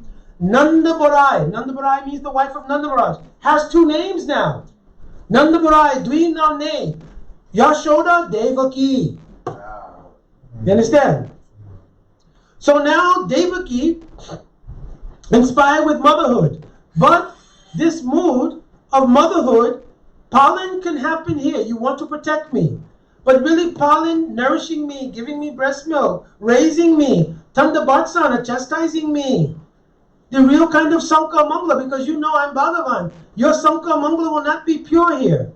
Where can it be pure? In Braj. Therefore, he told, okay, get the shackles off, we go back to Braj. Now, another mystery is that all the guards were sleeping. What is the code word for sleeping? In another prakosh? In another prakosh. Because if Kamsa told you, listen, the 8th child's going to kill me, I want you, because I'm going to bed, I want you to watch over this dungeon. If you hear any babies crying or anything, come and call me. Right? The baby's born, disappears, and then you wait, oh, my bad. I was overwhelmed. I really got tired. We're working double and triple shifts here. You understand? I fell asleep. You would tell Kamsa that? Okay, so no, they didn't fall asleep. It means they were asleep to that prakosh. But everybody was asleep. It's midnight. And then it started to rain when Vasudeva was leaving. Why? I try to say, so even additionally, if it's midnight and it's pouring rain and storming, will anybody come out of their house? Because if you suddenly see somebody's walking, they're full of illumination, carrying a basket that's also fully illuminated, with a huge Ananta sage hanging over their head, do you think people might think something was going on? You understand? Now, I don't know, but, somebody called law enforcement. I just saw somebody walk by, there were snakes, you understand? So nobody came out of the house. You understand? So even in Loki Leela, right? Then Yogamaya Shakti was protecting that no one would come out at that time. You understand? Jamuna, which is nothing but liquid rust, was fully excited. You understand? So when Vasudeva reached Jamuna, it explains in Venu Geet. One of the answers that the gopis give is even when Krishna plays his flute, Jamuna is flowing one way. But then when Jamuna hears the flute, she stops and tries to double back. When water does that, what happens is it starts to create a whirlpool. So listen, don't blame us. Because we get a little excited when we hear Krishna's flute. Don't blame us. Even Jamuna Ji, whom we bathe in every day, also becomes conflicted and confused when she hears the flute of Krishna. Venu Geet is very beautiful. Because it's all about what is called Avahit Bhav. It's the Purva Rag of gopis, and they're covering their mood by giving different reasons why they should not be blamed. Everybody becomes bewildered. Then the deer become bewildered. Cows become bewildered. Oh, even the Pulindi girls, they also become bewildered. And they act it out. Right there. Even you think the demigods are not bewildered? You think these birds sitting in the tree going, They're not birds, they're devatas. Sitting in the tree, they're absorbed. All because of Krishna's flute. Oh, but you say the devatas, because of their bhajan, they may be absorbed. But no chaste lady will be absorbed. What do you think about the Devis in heaven? The wife of Indra. You think that they're chaste? Just look, they're hanging over the side of the chariots of the demigods, and their clothes will become loose, hearing the flute of Krishna. Don't blame us. You understand? So very beautiful. So Krishna now comes back. Vasudeva enters into the Garbhagriha. Do you think also Krishna's just been born at midnight, Brijabasis were sleeping or no? No! No, there's a big festival going on. But all of a sudden here comes somebody with a basket, fully illuminated, there's snakes and everything going on, and they're going into the Garbhagriha where Mother Yashoda is. You think that's going to fly? Alright, therefore, obviously this is in another prakosh. You understand? So he enters the Garbhagriha. Due to Yogamaya Shakti, he does not see anything except Krishna Anuja, the Prakash of Yogamaya. So he puts down Swayam Virginanandan Shri Krishna, and he picks up that Anuja. Krishna's already told, when you leave this Vrindavan, you should lift the Drisamana Prakash, means you should lift the curtain of Maya here. Take it with you. So that Shakti of expansion of the Yogamaya Shakti, who's Anuja, right? She also goes back to the dungeon with Vasudeva. She again, Vasudeva becomes bound. Kamsa by this time hears her crying and comes in. That time, because Devaki is thinking, this little girl is whose daughter? Yashoda's. Oh, my dear friend Yashoda's. What have we done to save our own son? We've taken the daughter of Yashoda. And so now she's holding the child. Previously, when Kamsa would come, they would give the child. And then the seventh child was called miscarriage, which was the functions of Yogamaya. Now this baby girl, all others also were boys. But now this baby, how can I give? So this is the first child that Kamsa's wrath had to exceed where it had been, and he snatched the child from our arms. You understand? So his cruelty had to reach another level. Kamsa is considered to be Bayarup. He's a personification of fear. From the time of the Akashvani, when he was driving the chariot of Devaki and he heard the voice, Kamsa's entire persona was Bayarup. Bayarup means he was the personification of fear, both for himself and for all others because of his atrocities. So our acharyas have analyzed that when this eighth child was born, Kamsa's fear became excessive. So his fear became excessive, and I told, false egoism is the housing also for fear. So it makes you think I will do anything to perpetuate my existence. So even snatch this beautiful baby girl from the arms of my own sister to kill it. You understand? So then when he tried to throw the child down to kill it, the child flew up in the air and kicked him in the head. You understand? Two things happened here. It also gave Kamsa some realization. The deity that you worship is Shakti. Kamsa used to worship Durga, Shakti. So she manifested, I am that very Shakti that you worship. Krishna had given the benediction to Anuja. You'll become famous in the world by all the different names like Balakadri, Bhadrakali, Kali, Durga, Ambama, all the different forms of the illusory Mahamaya energy. You'll be known by all these names. So she manifested the Kamsa, the form of Mahamaya. So now Kamsa was thinking, oh my God, you understand? What have I done? So then what does Kamsa do? He begins to apologize profusely. I am so sorry for everything that I've done. Listen, destiny is like this. And then he starts to make amends to Devaki and Vasudeva. How do you call it, Prabhuji? My Dhanavat for now. He starts to make amends to Vasudeva and Devaki. He offers them all kinds of platitudes and all kinds of niceties, everything. He himself is actually undergoing some change psychologically. He's thinking, I did all of this for naught. Because she told me that the person who's going to kill me is born elsewhere. I don't know where. And if that person was able to elude me with all of my intelligence and everything else, certainly have some fear. But also the Acharyas explain, for anybody who's doing devotion, your biggest fear should be of what? What does Kamsa represent also? Yeah. Kam, Krodh, Lobh, Moha, Mats, all these different things are present in Kamsa. What is in us that houses these things? Ahamkara.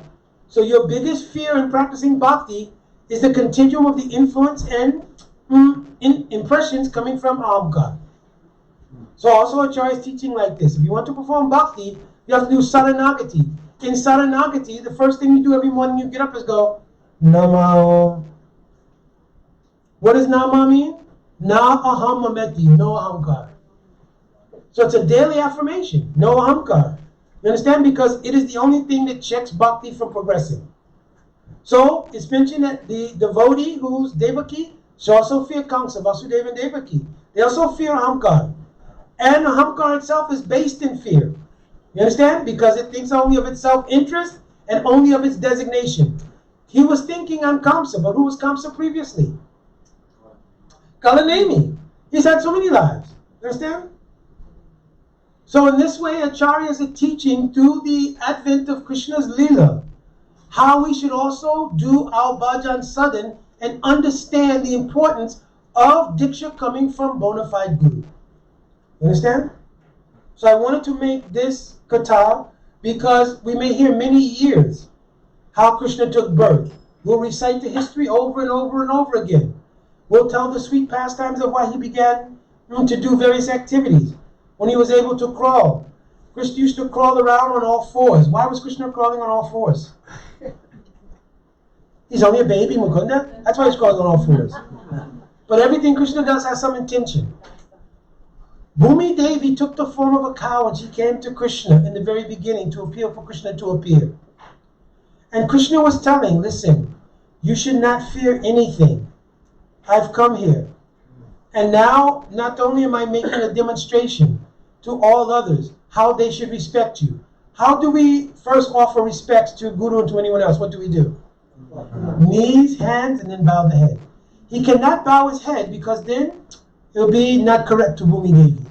But he showed, he put his knees and he put his hands on the body of Bhumi Devi. You should have no fear. I am here for you. You understand? He also told two things. You asked that I should remove the burden of the earth. Bhumi Devi had two major burdens. One burden was the burden of her guilt from Ram Leela. That in Ram Leela, she took Sita into her bosom. So she was having this burden and she was thinking, the Lord will never forgive me. So she carried the burden of separation from Bhagavan. Bhu Shakti, or the earth, is actually a Shakti of Bhagavan. If you go to any temple in South India, what do you see? Three Shaktis there. Sri, Neela, and Bhu Shakti. She said, oh, I will never have the opportunity to have your association. So she went there in the form of a cow. And she pleaded. He said, don't worry. Don't think like this. You understand? Because I'll remove the burden by placing my knees on you right now. And later on, when I'm able to walk, I will put my lotus footprint on all over your body. You understand? And this way I'll pacify your separation. To remove the burden of the earth that has come in four separate divisions. One, all of the demons who appeared in Braj, who had been cursed by a rishi and were given a benediction, they'd be killed by Krishna. Agasur, Bakasur, Keshi, Enokasur. If you're reading Garga Samhita, any other Puran, their backstories are told. It'd be too late to try to start telling all that. Right? So he told, listen, that burden has to be removed. Second burden, all of the different demons who are outside of Braj, Jarasan, Dantarakra, Shishupal, all the different demons, Kalyavan, all the different demons outside of Braj. Third, the military might that it assembled, which was unrighteous, that was going to be exterminated in the battle of Kurukshetra. 4, his own dynasty, which were all the demigods who would come to earth, who were intoxicated by their power. He removed that burden with his 2 arms, which he had placed on the earth, right, in the Mosala Lila. You understand? So he was assuring Bhumi Devi by his crawling that I will give you all protection and all comfort. Understand? Also, he was increasing the nature of Vatsalya praying, because I explained about my grandson. As soon as a child is able to crawl, everything intensifies. The need to protect them, the need to nourish them, because when they can crawl, and especially when they can walk, at this time so much more mischief will take place. I don't have time describing everything. Understand? So much mischief will take place. Right? Krishna, when he was very young, understand? He would crawl around and he would get into so many different things. So Mother Yashoda is constantly running behind. Where is he? What is he doing? He said when he was able to walk, it became more intensified. You understand? Now he started to walk, go here and there, go to other people's houses, stealing. If he couldn't steal, he would knock over all the butter, everything else. Sometimes he would even pinch people's babies. He would urinate in sacred places. Right? So what is all these things for? Because it offers the opportunity for Tanda Bhartsana. You understand? Offers a chance to chastise him. You understand? But Mother Yashoda has difficulty. Krishna is so charming. Very difficult to believe he's doing these things. Even though all the Sakis used to do Harikatha to Mother Yashoda by telling all these, that nourishes her Vatsalya praying.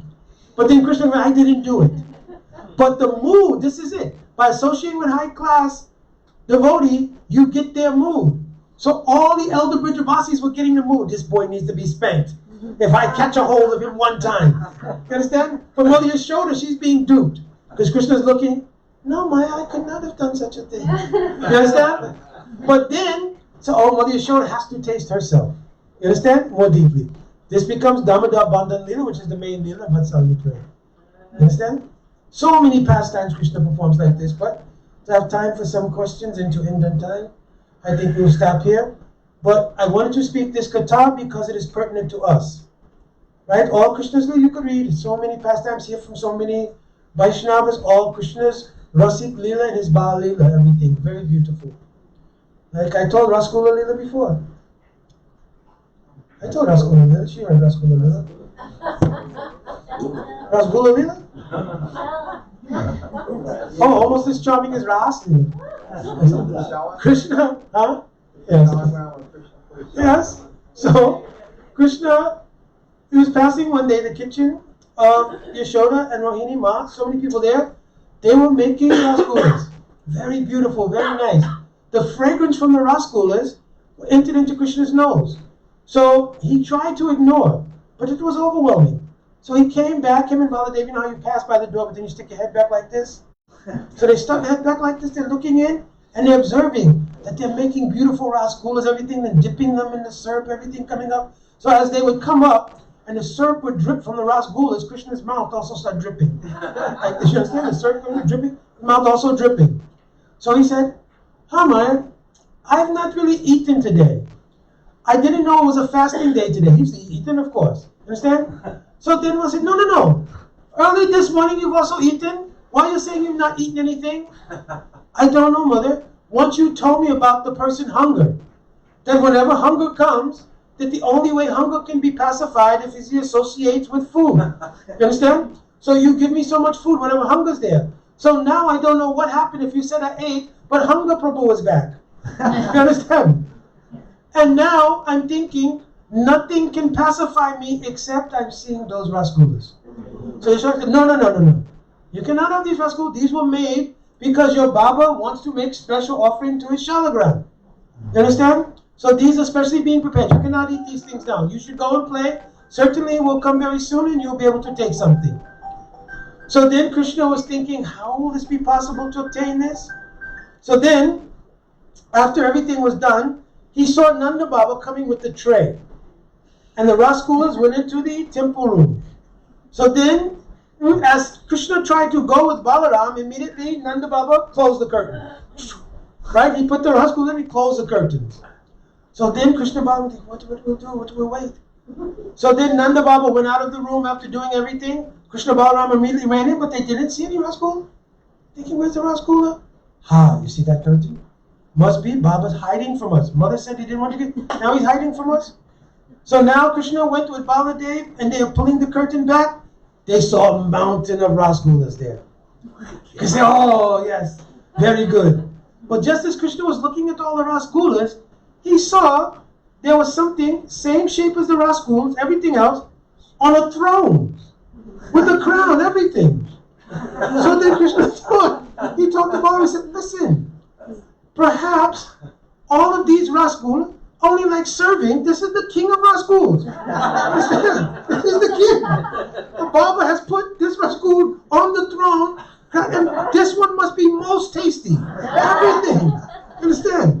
So I said, listen, if we will take this one Rasgul, what a big deal. So many Rasgulas, what big deal. So if we're going to take any Rasgul, we take the best one, we'll split it. So then Krishna, you know how he is. So he took the Rasgul, but immediately, besides trying to, because if he tried to split it, he would have understood. But he took it, popped the whole thing in his own mouth. You understand? That time he realized something. By that time, Nanda Baba comes back in. Nanda Baba, he's looking. Where is Thakurji? So then Balaram, he says, oh Baba, who's Thakurji? He says, Thakurji means Bhagavan, our worshipful deity. Oh, I know you mentioned that everyone must worship Thakurji Bhagavan. He must have come, you gave Rasgulas, maybe he didn't like them, he left. So then Nanda Baba stop this is nonsense thing. What do you mean he left? So no, Baba, I didn't mean like that. I didn't mean he didn't like Rasguls. He must certainly so many Rasguls, maybe he's taken one or two, but also other people also serve Thakurji, you told us yourself. Because you left, he's thinking you're not here, you may come late. He went next door to other house. Understand? So then Nanda Baba was becoming more angry. You understand? So then he says, if anybody here is chief of all mischief, it's your younger brother. Where's your younger brother? So then he moved Baladev to the side. That time he saw Krishna's cheeks. Yes. So he said, where is Thakurji? Krishna said, where is the Thakurji? You speak up. Then Krishna told, so then Krishna said, and spit the Sheila out in his hand and said, Baba, it's not my fault. This Sheila, we thought it was Rasgul. But we thought, Baba, of all of the Rasguls, this is the worst one Maya has made. So we were trying to save you from offering this one to Thakurji. And so a whole pastime like this takes place. Understand? So there's so many sweet pastimes. But all of these things create more Palin Posen, Tandabatsana, and Sankamangala. You understand? This is what nourishes Vatsalya prema. So this is the meaning of Janmashtami. Last thing I'm telling, that the reason it is called Janmashtami, Rasik-wise, is because Krishna's Lila does not become complete. The moon in the dynasty of Krishna's in Chandravams, the dynasty of the moon is very proud. If you're very proud of someone in your dynasty, what do you do every chance you get? My son is a doctor. Yeah, my son has graduated now. So the moon is always telling the story regarding Sri Krishna. Even when Mahaprabhu appears, the moon appears to tell the glory about Krishna praying. So it appears as a full moon. But to tell the story of how Krishna steals the heart of Radhika and eclipse takes place. You understand? So now on the Ashtami, he's telling, oh, this Leela, it is very sweet, but it is incomplete because who has not appeared yet? Shrimati Radharani. So now Krishna appears in the Ashtami of the waning moon. Everything is becoming darker because until unless Radhika comes, not very happy mood. The Leela's going on, everything. And just like Baladev, before Krishna actually made his appearance, Baladev was lifeless. The only life Baladev would show was when he would put his head on the womb of Mother Yashoda. You understand? Then he would have some life. Other than that, Baladev, because Krishna has not appeared yet. Similarly, Krishna is doing many leelas. But in these leelas, he's only Atmaramata at this point. Because Srimati Radhika has not appeared yet. If you are actually in your original identity and you're hearing Madhu Kant and Snigdha Kant, what is your mood? Oh Radhika, we have to get ready to go. You understand what I'm saying? No, you missed it. No. You missed it. Yeah. If you have proper mood in your Visesambandha Gyan and you're realizing something of your identity, then Krishna has appeared here. Are you here yet? Where are you hearing this katha? Radhika has not appeared yet. Her manjaris are younger than she is. So she's not appeared. Have you appeared? No. Where are you hearing this katha? In Nitya Golok Dham from Madhukant and Snigdhakant. So now you are asking and begging, oh Radhika, you must go there. This so beautiful Leela he's performing there. But his Leela will be incomplete without you. So then Radhika is preparing to go there. Only making sure Govardhan is there. Making sure Jamuna has descended. Making sure her Brajadam is descended. Everything. Now Radhika, in a couple of weeks, she'll prepare also to come. That time, also all manjaris, everything will come. You understand? This is called Sambandha Gyan. Understand? This is called Vise Sambandha Gyan. Now, you should think, but I am a sadhaka. And in my sadhaka vast, I have Vise Sambandha Gyan of a Palyadasi of Radhika. So that is my aspiration. But now I'm hearing this katha, and I'm only praying for Radhika's appearance should come very, very soon as a sadhika. You understand? Then Krishna's Leela will be complete. Because his Leela is not complete until Ras Leela. Rasa Samuha Iti Rasa. Ras Leela is complete Leela. Samyak Sarvasana Krishna Ras Leela is explained in Ramananda Samvad. Understand? Jai Shri Krishna Jayanti Ki Jai. So, a little bit of time for some questions, and then we will end on time. Did Yashoda Maya realize that she gave birth to a daughter? No. She was didn't. in different proportions. No, she was merged in the bliss of the birth of her son. Understand? And being absorbed in that bliss. You understand? Like, there's one pastime that Mother Yashoda, doing Damodar Leela, she allowed all of her servants to go home for Ram Navami. So she wanted herself to cook for Krishna, to make butter and so many things. So she got up very early in the morning to begin prepping what normally all of her assistants and other gopis would begin to do for her, the servants in the house. They would do these things to prep everything. But now she has to do everything herself. So she got up from the bed. It's not quite sunrise yet. So when she got up, Krishna was still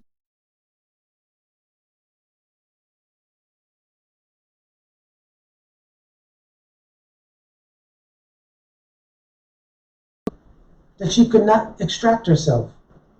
So now the sun is in dilemma because in the spiritual world, time doesn't have influence there. Only time is serving to enhance or do udipan in the lila. So now the sun, so now the sun was confused. Okay?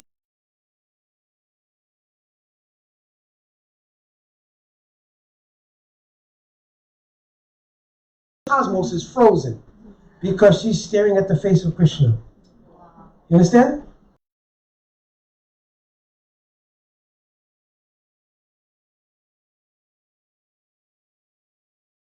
So finally, when she gave birth to Krishna, then she was absorbed in the precaution, giving birth to my son, nourishing him, all the things of Vatsalya praying.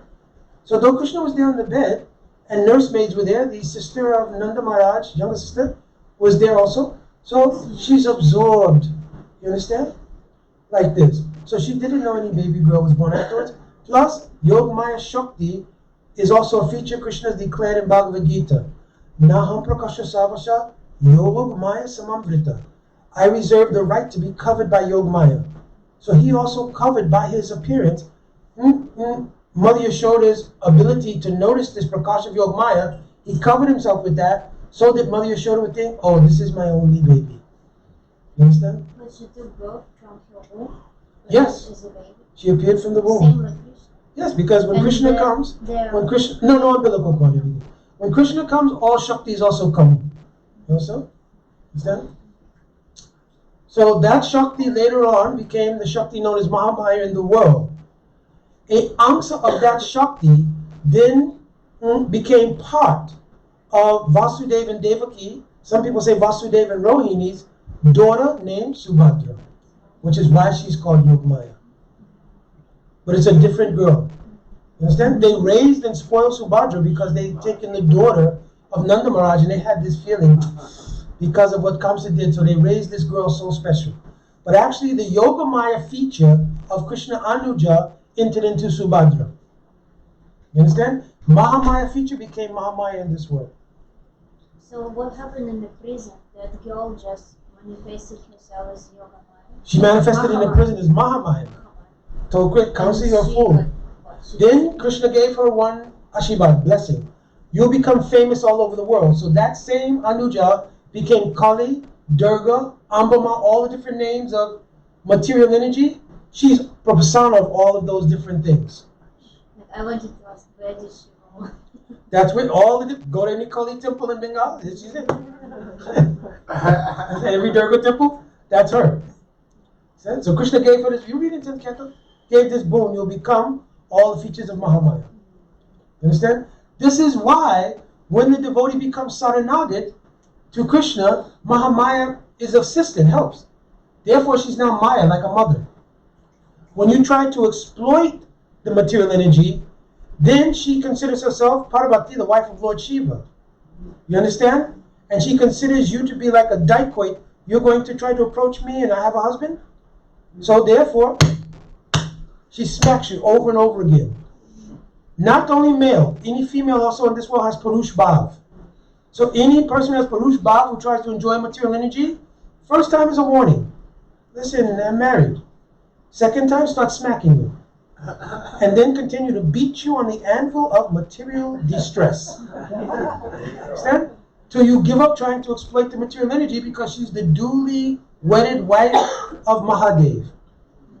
You understand? Mahadev is the original personification of Ahamkar, coming from Sankarshan. So he's the true person entitled to enjoy material energy. You understand? And because he's Vaishnavam Yatashambhu, he can teach you how to become Das of Krishna. And because he knows the greatest secrets regarding Krishna praying, because as Sadashiv, he performs a lila of becoming Gopishwa Mahadev, he can teach you up to the highest secrets. That's why we do Shivratri. Sorry, can I ask? Yes? I recently heard that Mahamaya is a smile of Krishna. You know, some Vaishnavas, they say that Mahamaya is the smile of Krishna. I've not heard. It may be written somewhere. I don't want to I speak. think that may be the universal form. It's in the universal form. It's described as the smile of the universal. Oh, the alluring smile of, oh! That I've heard in the Yeah. description of a purport I of think that might be Srila Prabhupada is written like the alluring smile, but it must be in relation to Virat. And same time we say But Mahamaya is Krishna Shakti. So Mahamaya is not this bad person, it's Maya. Right? Because who will say like that? You have a Hamkara. So I approached the girl and she rejected me. I can go home and be, yeah, that Maya. You understand? But if it's Krishna Shakti, how you're mad? You understand? So if you get in the right frame of mind, I'm Das of Krishna. She's serving Krishna, she's creating all the interesting lila to maintain all these jivas. You want to take care of maintaining all these crazy people? Understand? What kind of task is that? She's taking care of all these nut jobs and stuff. You don't understand because we're sitting here listening to Harikatha. There's a neighborhood in Philadelphia called Kensington. It's like zombie land. People taking all kind of drugs, all kind of different things. The number of things I saw as a police officer, amazing. Amazing. I don't want to digress. It's probably 100 times worse now than When I was working, right? That's why I couldn't do this job. I was with my partner. We were driving through one neighborhood. And it was early morning, right? So basically, I cannot put this. Isn't that being taped? Be careful. So we're driving. We drive by one bus station, right? Because we're doing a narcotics investigation, right? So we're just riding around looking in this area for people who are from that group who are dealing, and they would deal at the bus stations. People going to work in the morning, this and that. So we're passing by different bus stops. There's a man standing in the bus stop from the Batman movie. He's dressed head to toe in the outfit of the Riddler. Understand? So we drove by. Oh my God. So we stopped. So he put the car in reverse and we drove back. So we rolled down the window. So my partner, he's nudging me. Oh, ask him. So I said, hey man, who are you supposed to be, the Riddler? So he was reading the paper. He turned around and said, yes I am. I mean, he was dead serious. But what made it worse, the people sitting in the bus stop looked at us like, isn't it obvious he's the Riddler? What's wrong with y'all? So then, right? So we stay in line what we're doing. There was an open alcohol bottle there. So I said, hey man, is that yours? He said, I may be the Riddler, but I can't answer that one. So the amount of amazing things that you see, you understand? I don't want to digress our Harikata with these things, the drinking dog story, everything. You understand? So anyway, but who's maintaining all these people? Maya Shakti. How you should offer your pranam. Understand? In the Bhatiji? So Srila Prabhupada used to say we are at war with Maya. So it gives the impression that she's our enemy in some way. So how do we reconcile? Because he's saying, really, the influence of Maya within you is whom you're at war with, not Krishna Shakti. Understand? Because Maya is what is influencing the false ego. You understand? The vicarious identification of the jiva becomes influenced by the prabhav of the modes of material nature, you understand, and Maya Shakti. But that connection is not literal. It's vicarious. So the war is against your own vicarious identification with Maya. It's not against Maya. What has Maya done wrong? You understand? But to give the abhiman. See, this is Srila Prabhupada and our Acharya's expertise. To give the abhiman, you can't understand this is Bhagavan Shakti. A very lusty person, can they associate even with other people's wives in a proper manner? Very lusty person. You look at every woman, lusty. Is it appropriate? No. So therefore, the war against lust, is it in the lady who's the wife of someone else? Or any innocent lady? Or is the war with you and lust? So good. So Srila Prabhupada is saying the war is not with the Shakti of Bhagavan, it's with your lust in relationship to the Shakti of Bhagavan. But isn't that like saying that we're not part of, I mean, that's all Krishna's energy, it's all related. Is there anything that's not God? If we're splitting. First answer this question. Is there anything that's not God? Huh? No. Are you the servant of God? Yes. Therefore, the proper mood of a servant in relation to God has to be established. This is called Samanya Sambandha Gyan. In the Chato Shloki of Bhagavatam, he's saying, if you think there's something else, if you think there's something else besides the first verse, if you think there's something else besides God, you should know it. It is Atma Maya. It's my Maya. There is nothing but God, and you're God's servant. So we have to develop that relationship. There's not a separate thing, because if we say it's a separate thing called Maya, and we're at war with it, what's its relationship to God? Antagonist. No, it's God Shakti. So your war with that thing is because you're out of your proper psychological space. You can't have that thought if you're the Das of Krishna. Is Maya causing people to be in that state of lust, or is it like the soul, individual? The tendency, each individual soul has Kamana, Davana, Natrena, Janto, Devapati. Terkanto Bhagavatam mentions every soul has impressions coming from karma. Your karmic package and your desires, they're running on one track. Your bhakti samskaras or spiritual impressions are running on another track. Your life becomes an actual manifestation of those two tracks. You understand? So the impressions coming from previous karma, your desires, and your parabdha and aparabdha, kut and bij forms of karma. Because karma has 4 kinds of breakdown, right? Kut means the tendency to try to be the enjoyer, which inevitably leads to sinful life. Bij is the seed of that, right? Aparabdha karma means you've done something already in the previous life. Parabdha karma means you have to account for that in this life.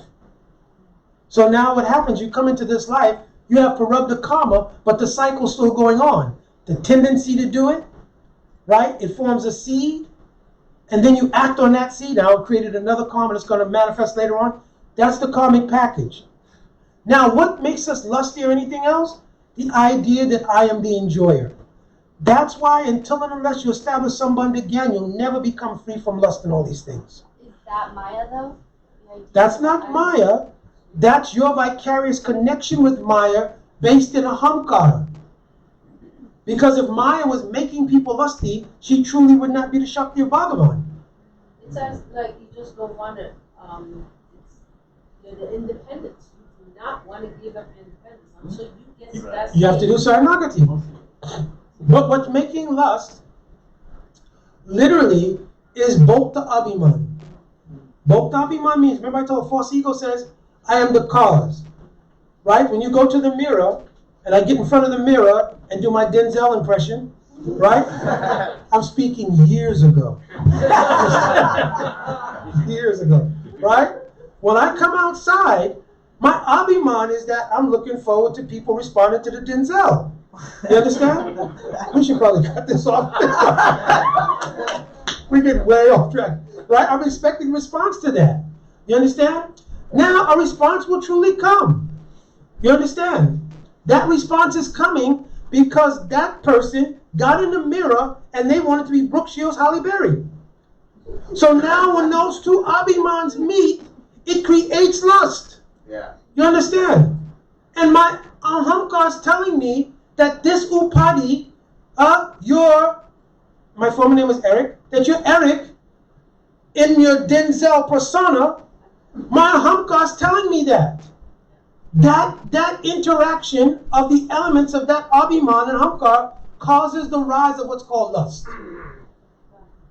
You understand? Yeah. It's not coming from the Atma proper. It's coming from the Atmas being overwhelmed and influenced by the Ahamkara, which contains the 3 modes of material nature. You understand? Now, when I get Samanya Sambandha Gyan, I am the Das of Krishna. As the Das of Krishna, am I Denzel? No. I'm a Das. I don't know who, but I'm the Das of Krishna. You understand? If I look at any lady, I don't care who it is.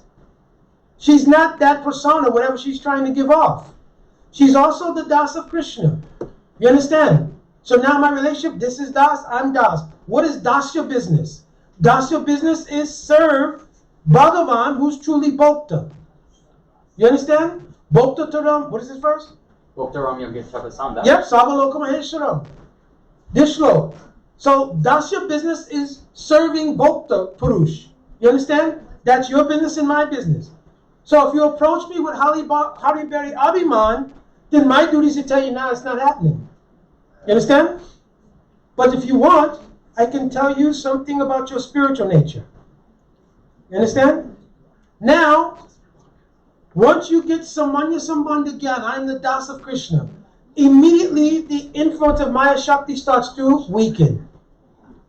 Because I don't have any access to this person, the facility I have to Ahamkar, they're not identifying with it. They're not identifying with that upadi that they have, which means you're John Doe, whoever you are in this life. They're not identifying. Now, what to speak, you take Diksha. And at the time of Diksha, you get Samanya Sambandha Gyan. You realize that my Guru Dev is so-and-so Manjari.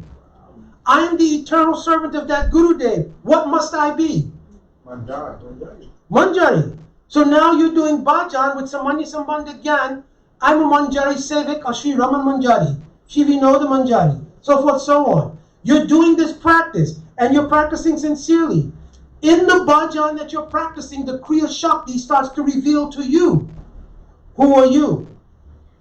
Once you begin to get a glimpse of who are you, you can never turn around and want to be Denzel or any damn thing else. You understand? This stage is called Ruchi. You understand? Because nothing can compare to that. Sex cannot compare to that taste. You understand? If you get any glimpse of who you are, nothing can compare to that. Nothing in this world. The money, sex, nothing. You understand? And therefore, now, an egoism and abhiman starts to form around protecting that. You understand? That becomes, no. That becomes the symbol that was described as that being like Kamsa, which is personification of fear, and your bhakti being afraid to go near that. But is it still under Anabas? Huh? Is it under Anabas? It doesn't become an Abbas until a Shakti. Okay. Jiva Goswami told, Tashetadrisa Sudakarak Abasa. Samulati Karido Spatikamani. When the hearts become crystal light, then the Abbas of a Ragatmajan can shine on the heart. That time it illuminates in crystal clarity your knowledge, your Swarup Gyan. Not your Swarup Darshan, your Swarup Gyan. Then from that stage, Sudasattva Vishesha Prem Suyamsa Samyabha, Ruchi bis, the Ruchi in that mood that you have, crystallizes, and on your chitta becomes a vision, a darshan, because your chitta becomes permeated by Swarup Shakti, your eyes also become permeated. You see your Swarup, your Guru Swarup, the Swarup of Parampara, you see darshan, Radha Krishna, etc., etc. Alright, I think it is a little late now. Yeah. There's nothing particularly scheduled from now until Just one more thing. Keep it coming. Just one thing. One thing, Antipati is sincere. So, Prabhu, a practical question. So, if somebody doesn't respect me, right, they're junior to me, I think this person is not respecting me, and I become pinched in my heart that they said something to me that is inappropriate because they're junior to me. So how do we deal with this? If the person is doing from the point of view of ahamkar, then that person will need to be corrected. If that person is Vaishnav, and that pinching makes them reply to you in a certain way, it is for your benefit because that Vaishnav is keeping you from committing aparad. Two different things there. If the Vaishnav is truly Vaishnav, and you speak inappropriately to that Vaishnav, they can display humility. But better than displaying humility is display love and affection for you. This is not good to speak like this. I actually am senior. Even in etiquette, I'm senior. So don't speak like this because it's inappropriate. It may affect your bhakti. If they have pure mood, they can speak like this. If the mood is, well, I joined in this year and you joined in that year, and I'm senior, and you yelled at me. Then false egoism is speaking. You understand? That's a different thing. But the person who said it should think, I will not double down and bring the two false egos together. I will say, yes, you're right, Guruji. I should not have spoken like this. You're senior to me, even in external etiquette of tenure in bhakti. You're senior to me, I apologize. Yeah. This should be the move. You understand? So don't think everybody who will criticize, like any person, you have disciples. You have to teach the disciples etiquette. You understand? So does it mean now that that person has Guru Abhiman and false ego? It could be. Somebody hasn't realized anything of their Sarup, so they're thinking I'm Guru. Guru is an Abhiman, it's also another Upadi. Right? Because first I was the Bhakta, then I became initiated, then I became a Brahmin, then I became temple commander. I was Sankirtan leader. Then I was promoted to temple president or vice president. Then president. You understand? Then I was both regional secretary. Then I became the GBC or some equivalent to that in any other sangha. Then I became Guru. Understand? That Abhiman, you understand, is another Upadi. And who's tasting that Abhiman? Ahamkar. You understand? It's not a Ruchi that belongs to the Atma. So I was giving a lecture in Houston and I brought this point up because it's important. Guru is not the person. You understand? We associate Guru with a person. The person is a sadhu. So you have to first see the sadhutva of that person. Guru means Gu Shabda Andakarasha, Ru Shabda Andakarasha Nirodita. Who removes darkness is called Guru. Who's removing darkness in relation to the eternality of your soul, in relation to God? Sadhu. So Jiva Goswami describes Sadhu. Sadhnoti Sadhaiti Cha Krishna Prem Iti Sadhu. Sadhu is that person who has Krishna Prem. If he has Krishna Prem, how could he think I'm Guru? Because he has no Abhiman. That's why we're singing. Akroda Paramananda Nitananda Roy Abhiman Sunya Nitai Nagare Vidai.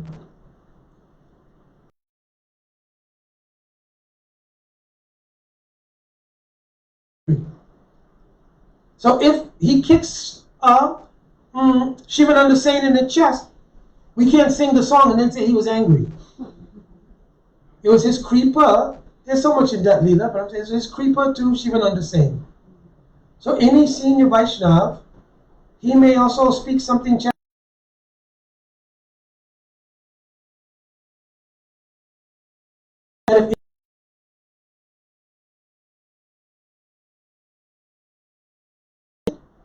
So even if the senior devotee said, it's okay.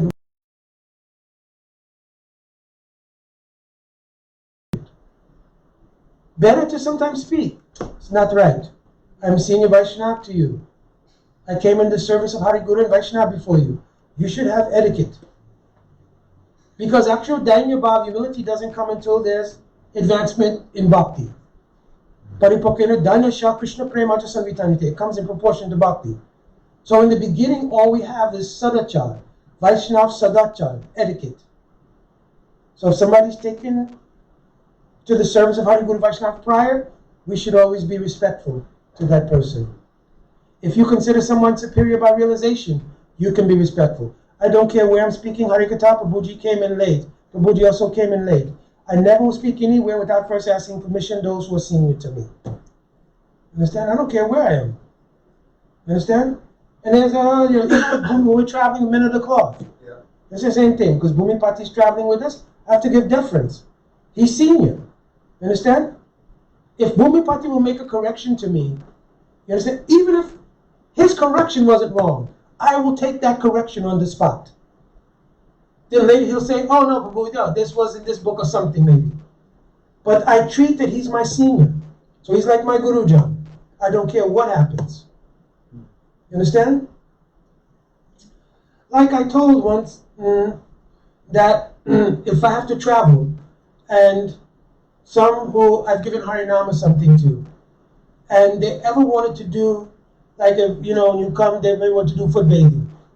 Before I would do that, they would have to bathe Bhumi Pati's foot first, then Sahar Prabhu, then Shyam, who's ever traveling. Because my greater happiness would come if I saw that. You understand? Then you're protecting yourself. Not protecting anything. My happiness would come from seeing that. Because there's no Guru Abhiman.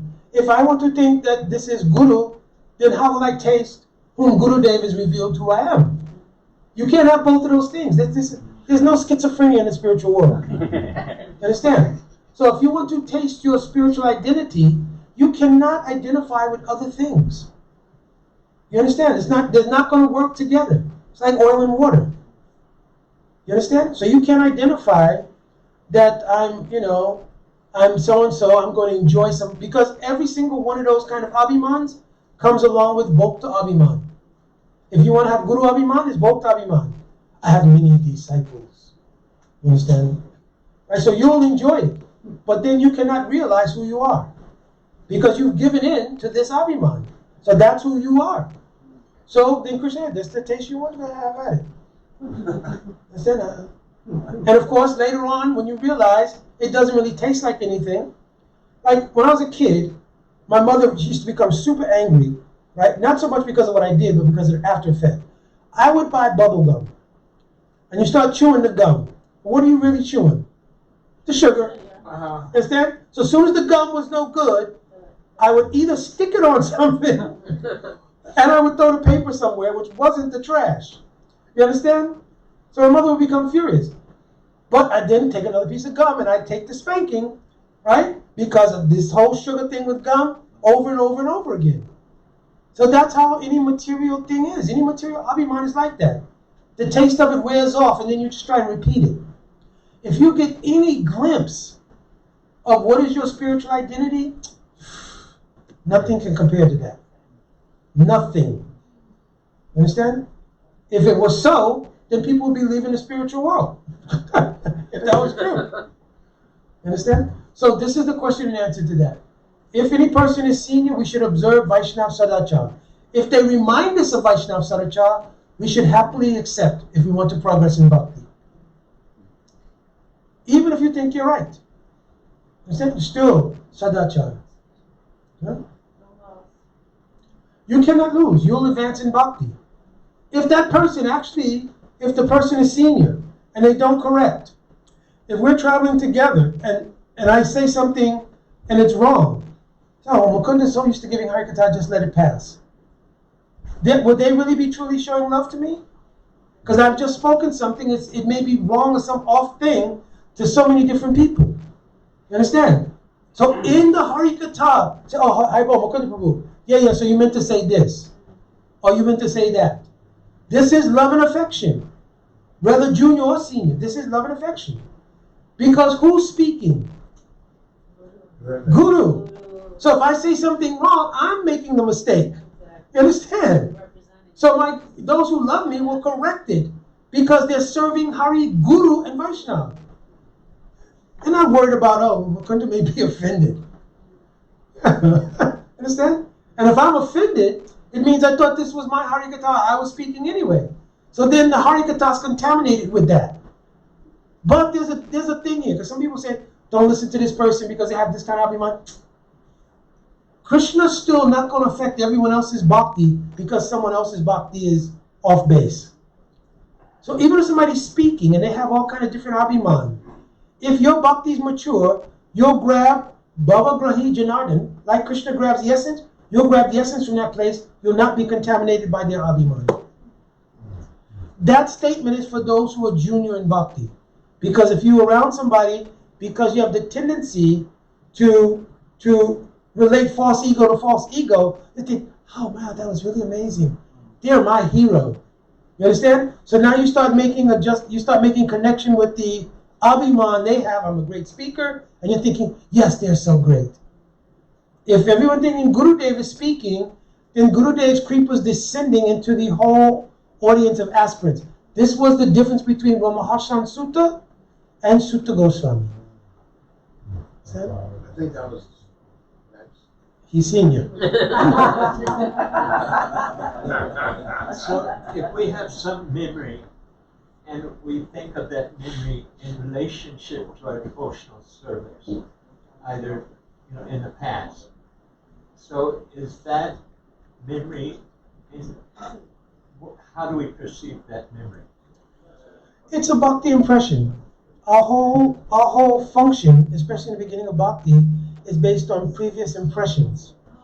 So those impressions are always flowing. Just like material impressions are always flowing, it's which one you're tuned into more.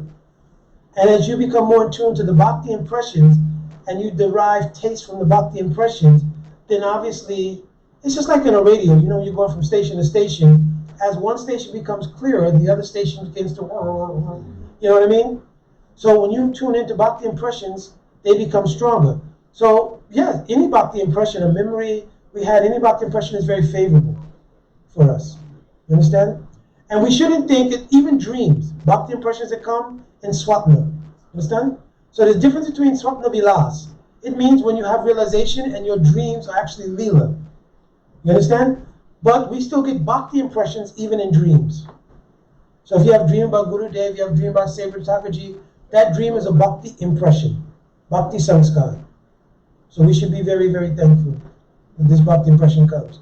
Similarly, when we dream we were on the roller coaster at Coney Island, we fell off and we're flying through the air. Then try to wake up and forget it, drink some cold water or something.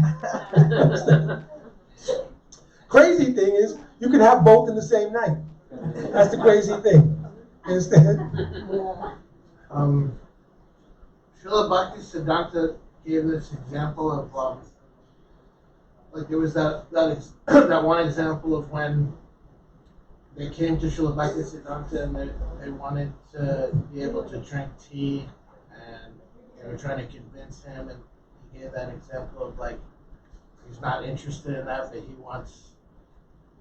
he would rather have like the rarity of he gave I think the example of the diamond. So like, you know how rare that is. He'd rather have like rather than expanding and having so many, you know, he'd rather have less but rare Quality diamonds, over quantity. quality of the diamonds. Yes, over So- quantity. When you get that, do you ever feel like personally that you have like a particular responsibility to help others, Yes, it should be. If you're having some realization, who does the realization belong to? Guru and Guru Parampara. What is my duty always to Guru? Seva. If Guru is then giving you realizations of something, you think you have ability and duty to serve? Yes. So what will your seva be? You can also cook, clean, wash pots, do everything else, and reveal what it is that's also revealed in your heart. To the degree that it is not in your personal bhajan. You understand? If it wasn't for that, we'd never have Bhajan Rahasya of Bhaktivinoda Thakur. You wouldn't have all the commentaries of the Acharyas. You wouldn't have 400,000 verses of Jiva Goswami if they didn't have the mood to share what it is they were realizing. But when you've come to realize, you know, that kind of like level of understanding of Krishna consciousness, how can you go about a so-called like regular, not regular, but like a normal life? Like you still have a wife, you still have a home, you still have a car. Antra Nishtakara, Baya Lokya Vyavyahar, Mahaprabhu told to Raghunath Das Goswami. Where is your bhajan? Is it out here? It's in the Hridoy Mandir. Antra Nishtakara, this is where your bhajan is. Vyavyahar means your external life. So with your external life you go on doing, but should you have attachment to it? You may have wife, children, job, home, this, and that. Where's your attachment? To Shishi Radha Krishna Yugal, to your inner reality. You understand? I asked that because you mentioned like, oh yeah, I still have a granddaughter, and like Yes. you even mentioned a second. Yes. Very loving, very affectionate, very wonderful, petting the head, all of those things. Goo gaga, all of that. So you can still be on that level of understanding of What does that got to do with Antra Nishtakara? You can still do both? I mean, you can still Not have during both? Harinam Japa period, no. Karma Sadhak. Not during Harinam Japa period. Japa finish, Swadhyay finish. In the morning, grandson showing love and affection. What kind of love and affection? I sit, I go, Jai Shri Radhe. He also goes, ah! Sham. I posted it in the chat. So crazy. And then, first thing he comes in, Al Kirtan Govinda Damodara Madhavati. You should hear every day before we start any playing grandson, grandpa stuff. Okay? You should hear Hare Krishna mantra every day. The reason why I asked that is because I wanted to know, like, you pick and choose, like, you still feel like you can pick and choose, like, oh, I'm doing This schizophrenia. Who you are, you internally, this is who I am. Yeah. The Vyavyaharic life is my Sadhak life and my karmic iteration. You understand? This is who I am in this particular karmic iteration. In this karmic iteration, my bhakti samskars have produced a certain level of practicing bhakti, sadhan bhakti. The realizations of that practice is called the antarnishta bhav, means the mood that's current in the heart. We have to stay absorbed in there and be there. Because also it could become artificial. That every time you see somebody going, I'm tasting so much. The bob. Hold your grandchild. I can't hold him. The bob is too much. Understand? It becomes a nonsense thing. Okay, last person. So the ladies are very expert in picking up on subtle emotions. So if you're not actually attached to your wife, then she'll know it. No, I'm very attached. I'm very attached to Maya. Who is my wife? Gurudev servant. Gurudev's daughter. She's the daughter. I should not be attached? Try to understand Rupa Goswami's teaching. Tadanti prata grinati goyamakyati prachate bhakte bhajayate chaiva sadvidam priti lakshanam. I love you also. I have attachment for you because you're a Vaishnav. So there's Priti Lakshan. The quality of Priti is present with everyone in this room because they're Vaishnav. I also have some affection for humanity because they're all jivas related to Bhagavan. So how I can do service to them. But because I'm a sadhaka, to some Bada jivas I may have to show upeksha. Means neglect. Because they cannot digest and I cannot help. You understand? But to my wife, she's Gurudev's sevak. So much affection for her. Especially Bhakte Bhajayate Chaiva. Haribol Jai Shri Krishna Janmashtami Ki Jai. Kirtan? Gotta clean these things up.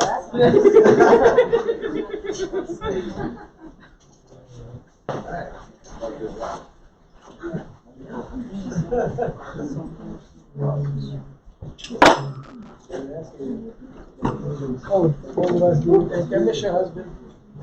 If you see these, Oh, Haribo, if you're watching. Haribo, good job.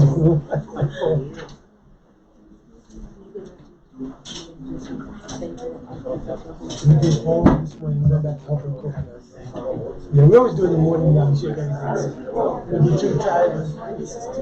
Yes. Oh, yeah. Huh? Yeah. She got the operation. I've had that before. Gallbladder surgery. Yeah, it's no joke. Yeah, she'll come home tomorrow. I'm always amazed by that. And I wonder, how did I become so foolish? And you become so wise? No. We both receive so much mercy from Gurudev. How is it that you absorb all of this knowledge and you're able to? It's a Gurudev. You're able to give it out. I was trying to find this thing. This must I'm be just trying previous to. life. This must be Maybe previous but life. subscribe, but mostly Gurudev Kripa. Previous life. Gurudev Kripa. You're doing Sajanti now? We are going to, yeah. The 17th. Oh, really? Yes, we start traveling.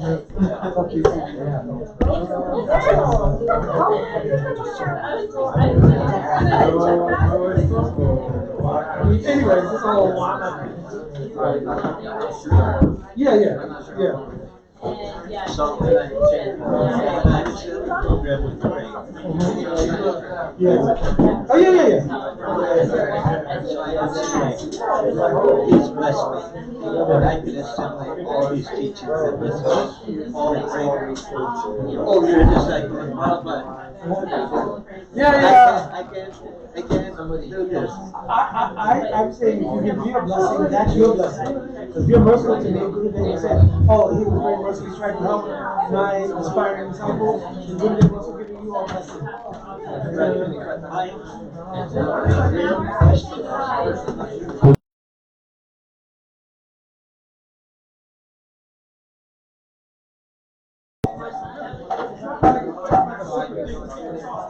It's just Gurudev mercy.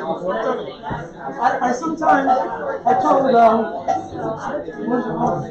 sometimes I was doing a lecture.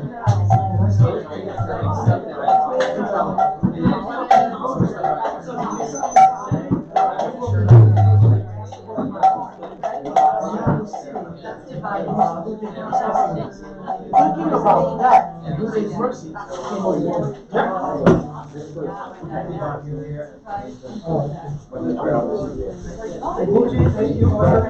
Shri Radhe Govind Ji ki jai. Aki Bajaya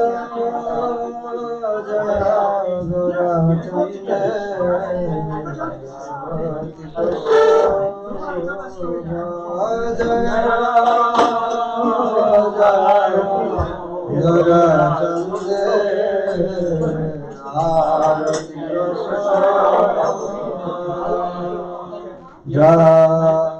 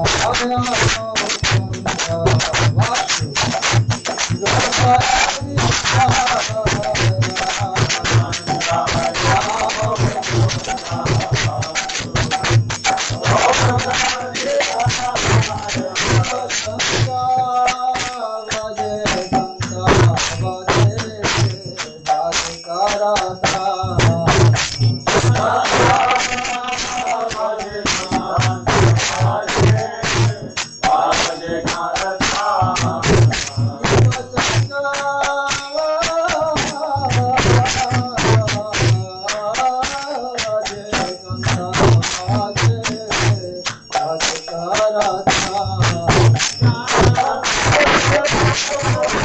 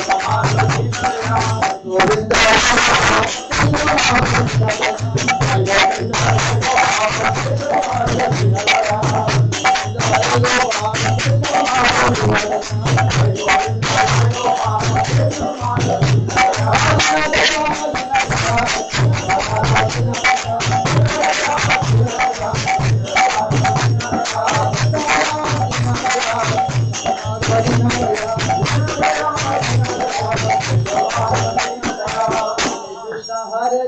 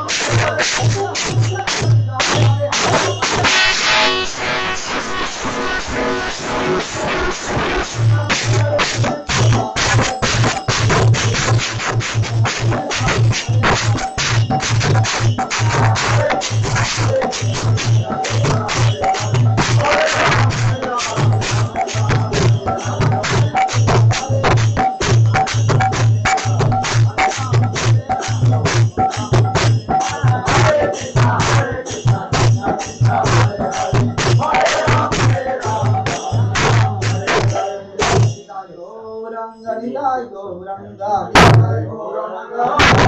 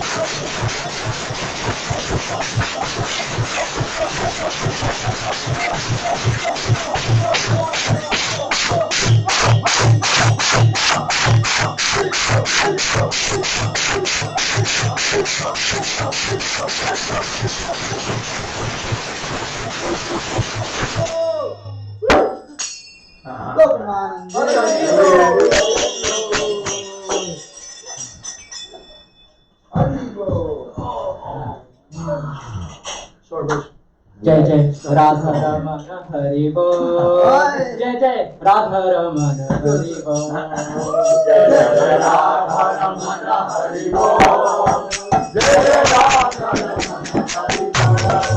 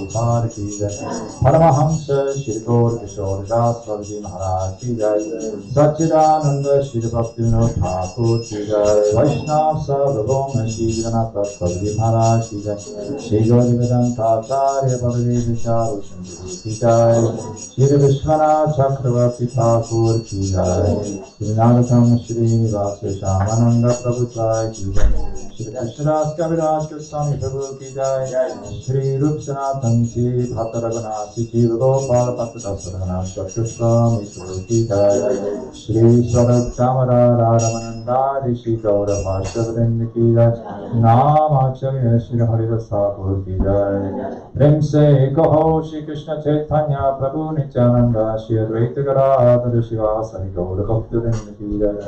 Shri Shri Antaratvik Mayapur Samatridit Ko Trumadit Mawachidit Koradit Pudujit Chanadit Modatrimadvit Udita Akashinavadit Tham ki jai. Shri Shri Radha Krishna Gopa Gopito Gauranga Rashavanam Shri Prachmando ki jai. Shama Kunda Radha Kunda Chimuna Ganga Tulsi Bhakti Devi ki jai. Shri Gopishwar Mahadev ki jai. Om Namah Purnamasi Devi ki jai. Shri Jagannath Baladev Subhadra Sudarshan Chakra ki jai. Nrsimha Bhagavan ki jai. Bhakta Pavara Shri Prahalad Maharaj ki jai. Chara Sampradaya ki jai. Chara Sampradaya Acharya ki jai. Akarmadra Shri Chaitanya Mat ki jai. Shri Keshaviti Gaurya Madho Ranyan Shakamat Samoha ki jai. Shri Shri Radha Govinda Mandir ki jai. Shri Govinda Kund ki jai. Shri Krishna Janmashtami Maha Mahotsav ki jai. Shri Krishna Jayanti Maha Mahotsav ki jai. Maha Mahotsav ki jai. Ananta Koti Vaishnava Vrinda ki jai. Samagara Bhakta Vrinda ki jai. Nitai Gaur Premanandi.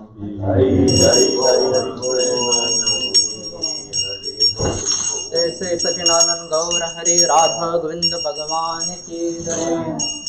श्रीमान नित्यानंद प्रभु की जय। श्रीमान गौरंग सुंदर की जय। श्री पंचतत्व की जय। श्री विष्णु भक्ति प्रदायिनी गौर भक्ति प्रदायिनी कृष्ण भक्ति प्रदायिनी श्री राधा भक्ति प्रदायिनी श्रीमती तुलसी महारानी वृंद देवी वृंद सुखी की जय।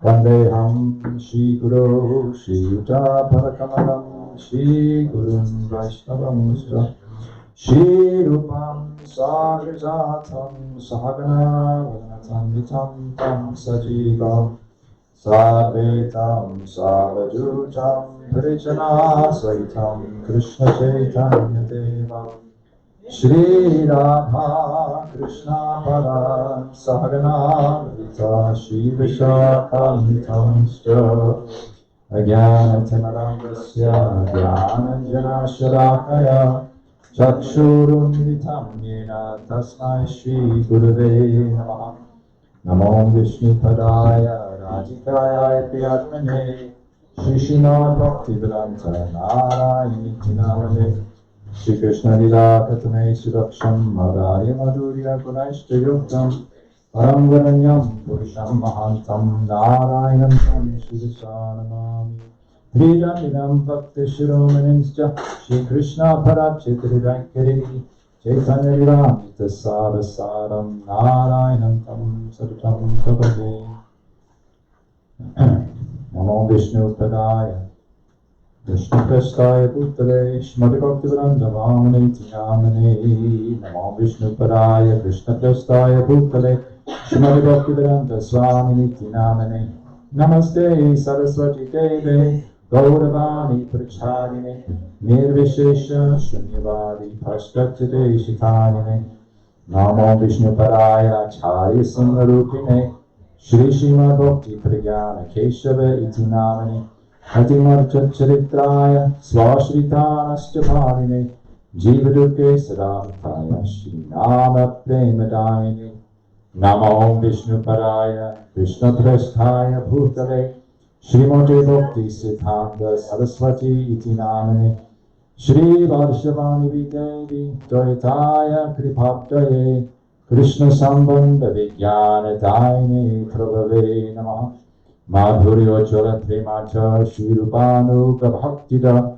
Shri Gaura Kuruna Shakti Vigrahaya Namostute Namaste Gauravani Shri Murtaye Dinatharine Rupanuga Virudapo Siddhanta Tvanta Harine Namo Gaura Kishoraya Sakshadvaradya Murtaye Viparambar Sambodhe Parambujayate Namaha Namo Bhakti Vinodaya Satchidananda Namine Gaura Shakti Surupaya Rupanuga Varayate Gaura Virbhava Bhumestram Nirdeshta Satchana Priya Vaishnava Sarvabhauma Shri Jagannathaye Te Namaha Vanshakapatruvyascha Kripa Sindhuvya Cha Patitanam Bhavanebhyo Vaishnavebhyo Namo Namaha Namo Mahavaranyaya Krishna Prema Pradayate Krishnaya Krishna Chaitanya Namane Gauratrishe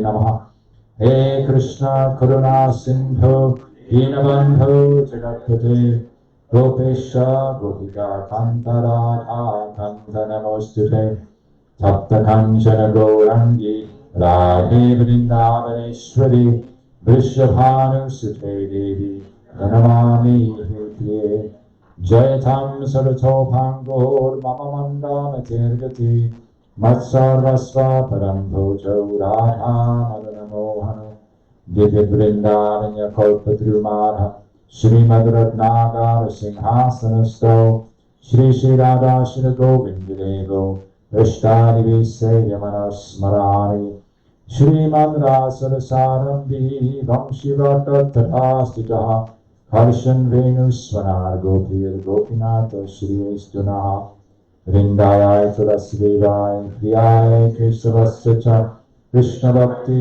Kariri Satyavatai Namo Namaha Anjatatamkam Krishnam Bhaktirupa Surupakam Bhaktavataram Bhaktatyam Namami Bhakti Shaktikam Shri Krishna Chaitanya Prabhu Nityananda Shri Advaita Gadadhar Shivasari Gaura Bhaktavinda Hare Krishna Krishna Krishna Hare Hare Hare Rama Rama Rama Hare Hare Hare Krishna Krishna Krishna Hare Hare Hare Rama Rama Rama Hare Hare Hare Krishna Krishna Krishna Hare Hare Hare Rama Rama Rama Hare Hare.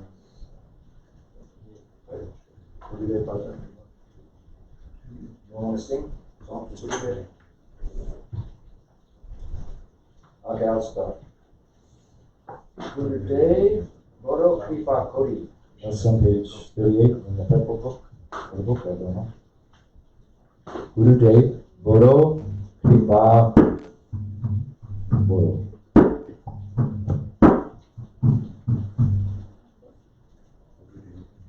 Anyone have a different book? A different page? Need your book?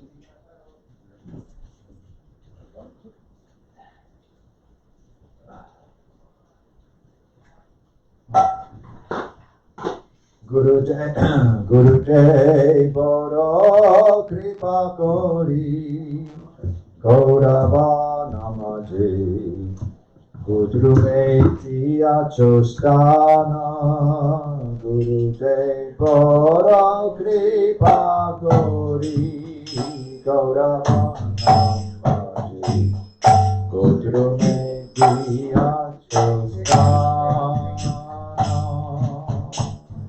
Agya Jira More E Prache Vasi Harinama Goro Gana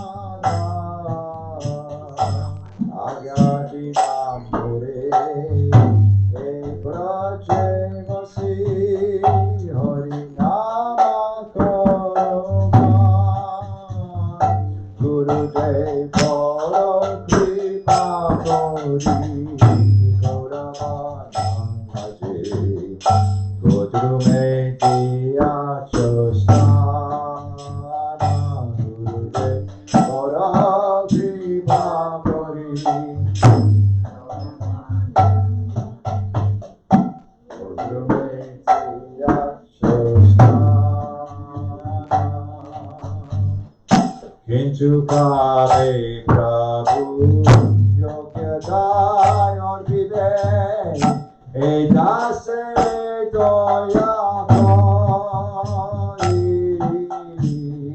Kinchu Kare Prabhu Yogya Dai or Vive Edase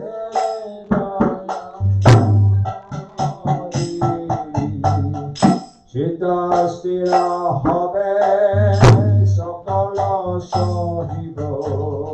Chitta stira habe sakala sahibo.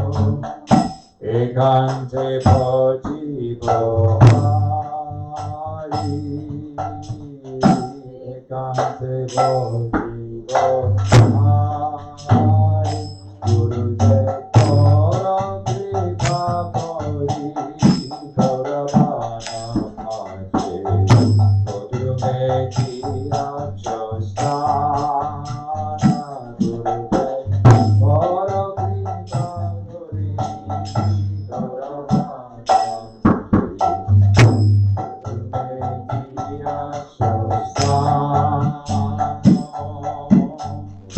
Shaishava Jovane Jada Sukha Sange Abhyasa Hoila Mata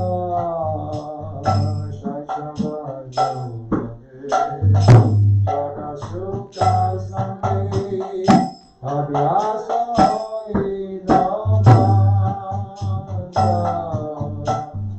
Nija Karma Doshe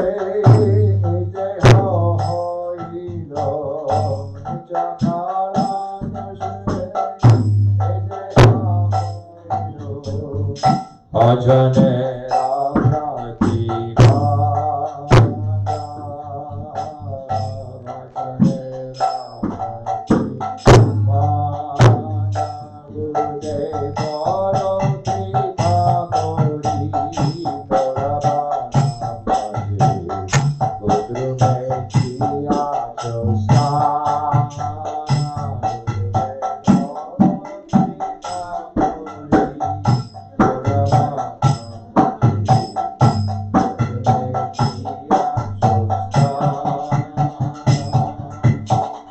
Radhake Kona Oncharabe Hata Kemone Baji Babala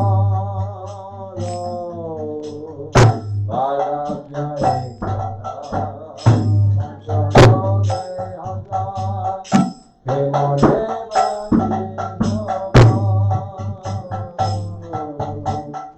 Handiya Handiya Tomara Chorone Kandiya Kandiya Tomara Chorone Horiya Chisuviva Horiya Chisuviva Gurudev Kora Kripa Kori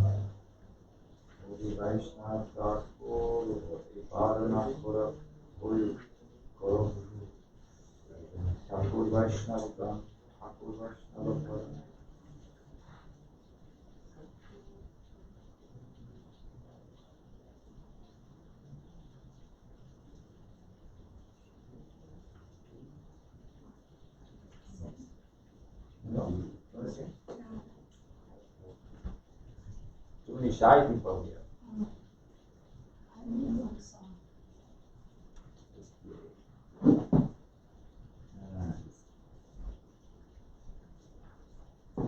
Okay, so Kabe Shri Chaitanya More, page 57 on the purple book. What's the name of it? It's called Kabe Shri Chaitanya More. Kabe, O-N, Kabe Shri Chaitanya More. When will Sri Chaitanya Mahaprabhu bestow his mercy upon me so that I will be able to obtain the shelter of the lotus feet of the Vaishnavas? Kabe Shri Chaitanya More Kori Bena Doya Kabe Ami Pai Govar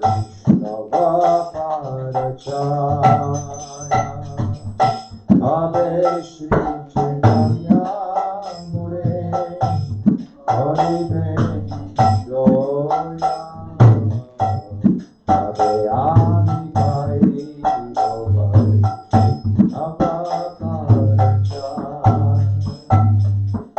Kabe Ami Chari Roe Vashaya Hare Vishnu Jane Adi Koi Kosamana Hare Ami Chari Roe Vishaya Hare Vishnu Jane Adi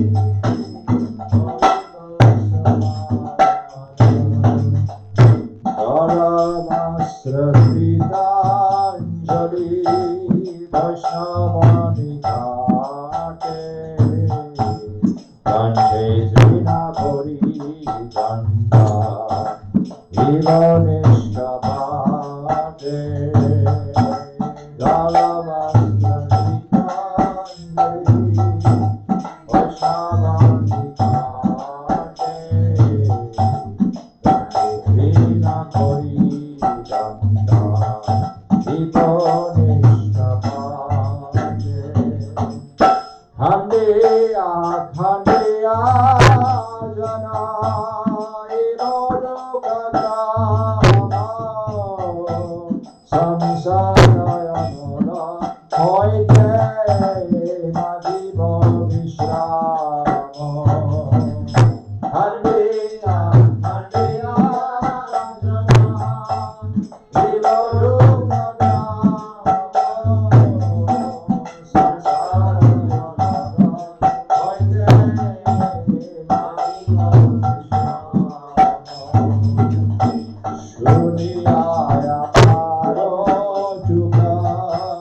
Vaishnava Thakura Amalaji Krishna Yave Gitena Prachura Shuniya Amara Juta Vaishnava Thakura Amalaji Krishna Yave Gitena Prachura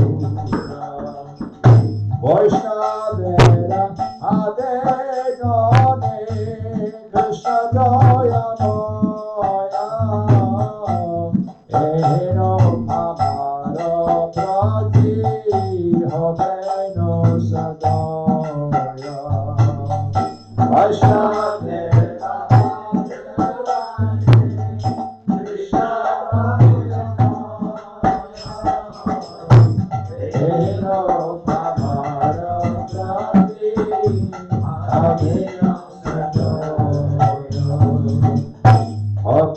Shri Chaitanya More Hari Bena Doya Kade Ami Pai Nava Parachaya Shri Chaitanya More Hari Bena Doya Kade Ami Pai Nava Parachaya Ago Vaishnav Tago, Ago Vaishnav Tago, Vaishnav Tago, Jaya Vaishnav Tago, Jaya Vaishnav Tago, Jaya Vaishnav Tago, Jaya Vaishnav Tago, Jaya Vaishnav Tago. Oh Vaishnav Tago, Vaishnav Tago, Kripa Toro, Vaishnav Tago, Vaishnav Tago.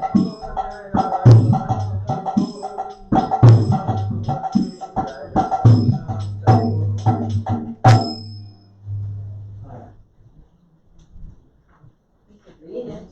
Go ahead. When will Sri Chaitanya Mahaprabhu bestow his mercy upon me? When will I attain the shade of the lotus feet of the Vaishnavas?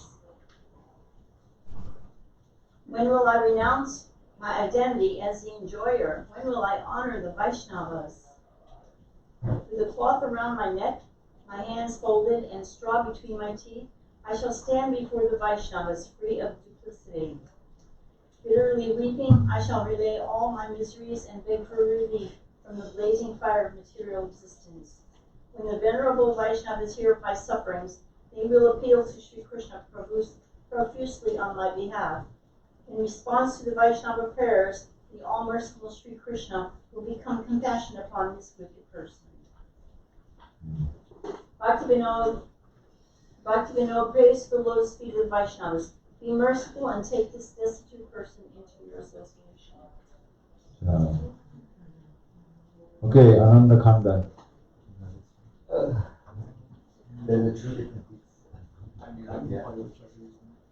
It's switching. I'll figure it out. We go from 2 to 3. Ananda Kanda, page 74. Everybody know this one? Ananda Kanda Nitai Chando Aruna Nayana Karuna Chando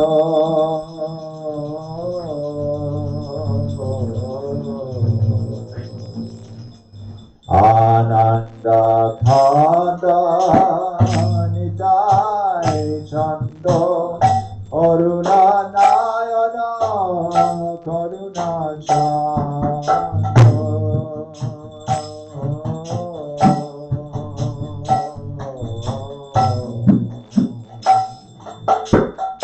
Haruna Pura Sakhane Chura Karuna Pura Sakhane Chura Karuna Pura Sakhane Chura Karuna Pura Sakhane Chura Hari Hari Bole Hare Hari Hari Bole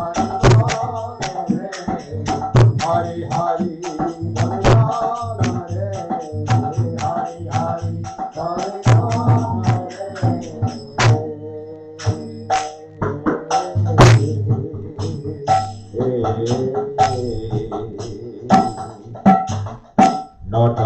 Natakaranga Bhakata Sangha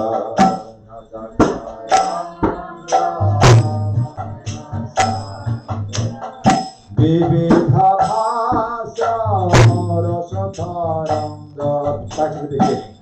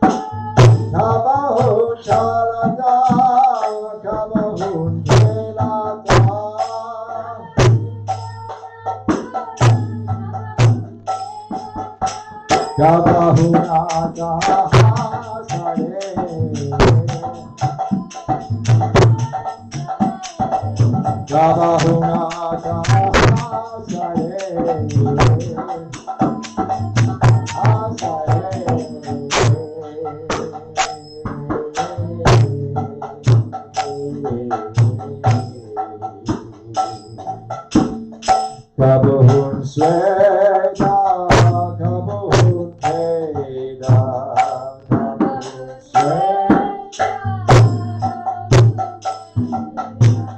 Kabahun Puraka, Swarati Veda, Kabahun Sweda, Kabahun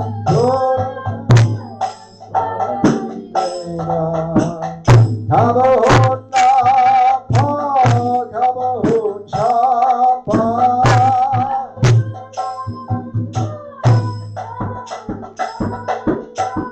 Kabahun Napa, Kabahun Chapa,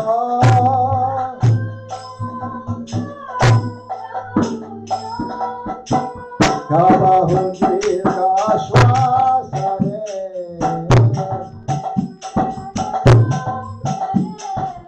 Kabahun Dirga Shwasare,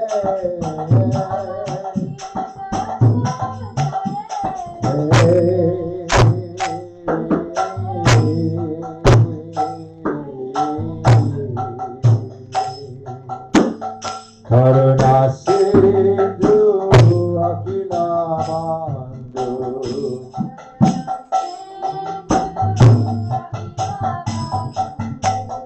Kali Yuga Tama Purana Hindu, Karuna Sindhu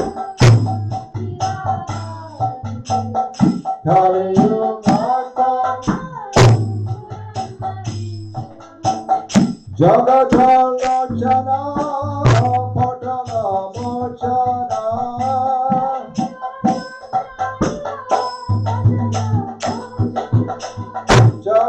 Jagatalochana Patala Mochana,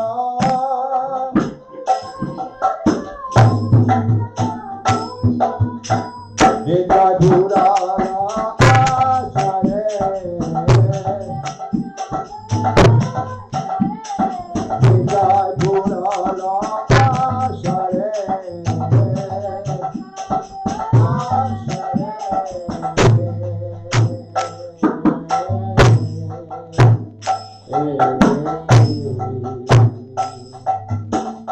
Antaya Dhama Dina Durajana,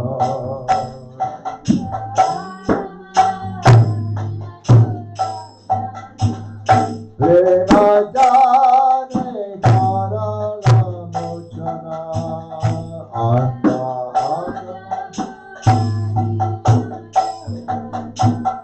Lena Jane Karala Mochana, Bhala Jagata Keva Vanchita,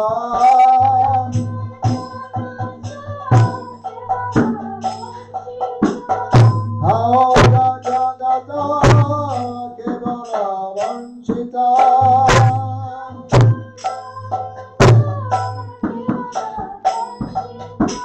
Eda Thavolo Kanyasare,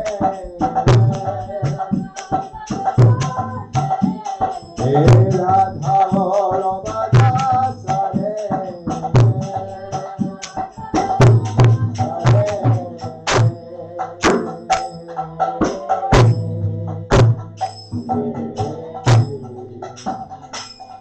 Jaya Nityanandara, Jaya Nityanandara, Jaya Nityanandara,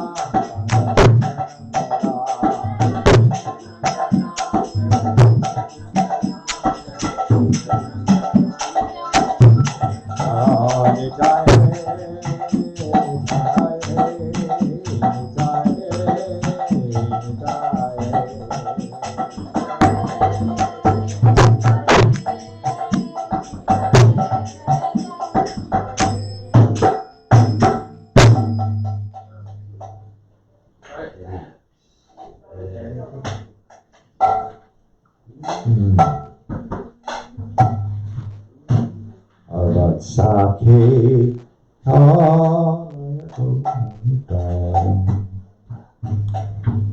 page 292.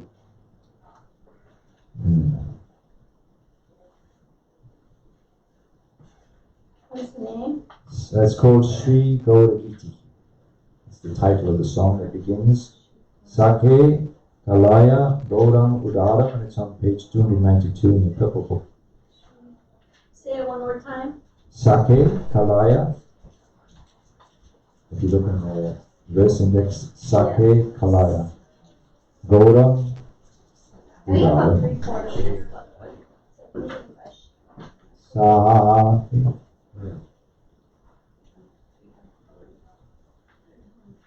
Sake Kalaya Gaurang Udaram. Follow. Sake Gaurang Udaram. Sake Kalaya Gaurang Udaram. Sake Kalaya Gaurang Udaram. Jita Ataka Sikane Vara Jita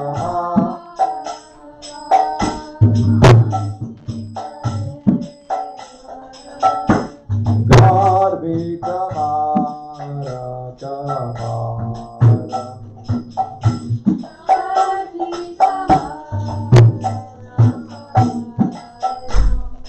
Sake Kalaya Gaurang Udaram.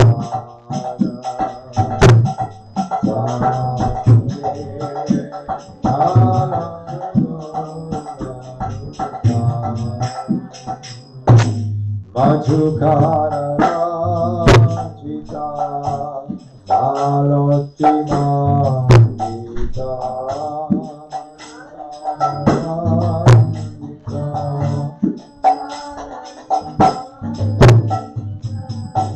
Jita Khana Pushita Kesha Jita Khana Pushita Kesha Jila Kavine Ita Shashathara Rupaka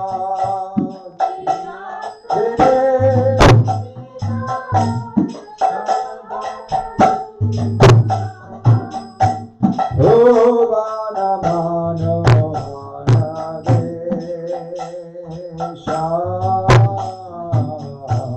Bhovana Mano Haradesha. Begin in a line. Tilaka Vine Rupaka Bhovana Mano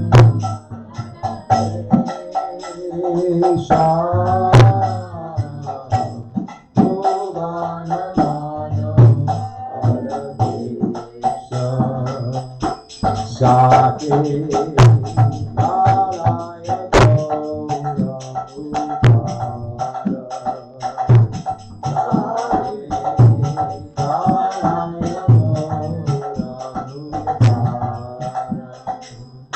Madhu Madhura Smita Lopita Dhanupita Madhu Madhura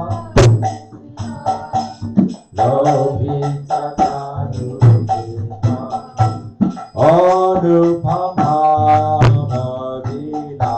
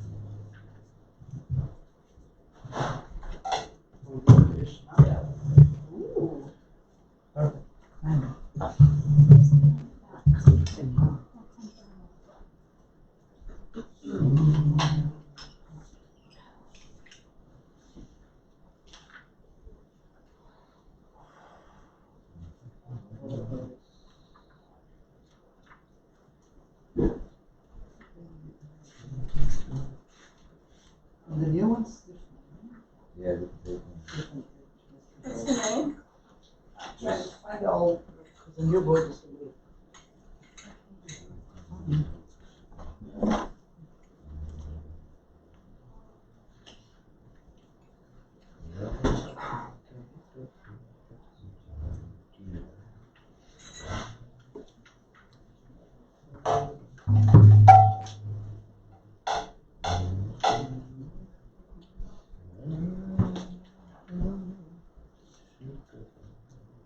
It's in Anupama Madhuri. It's page 364 in the Yaakov. I don't know about the new. It starts with Anupama. 364. Yeah. I don't see it. You don't have it in the Ah, that's not a new book. Anupama Madhuri. No, it's there. It's there. Yeah, it's Anupama Madhuri. Give me that. Anupama. Anupama. Madhuri. Maybe the first line is the first line. Oh, this is the purple book. It's a new one. No, there's different pages in the purple book. Yeah, but what's the first line? Yeah, Anupama. It's Anupama Madhuri. That's not there. That's Huh. weird. Okay, what's the next line? It's here in the other book Maybe they here. just left it out of the index. No, probably just. Why would they take it out? I thought they put more than that's. Anupama Madhuri. It's right after Jayanti.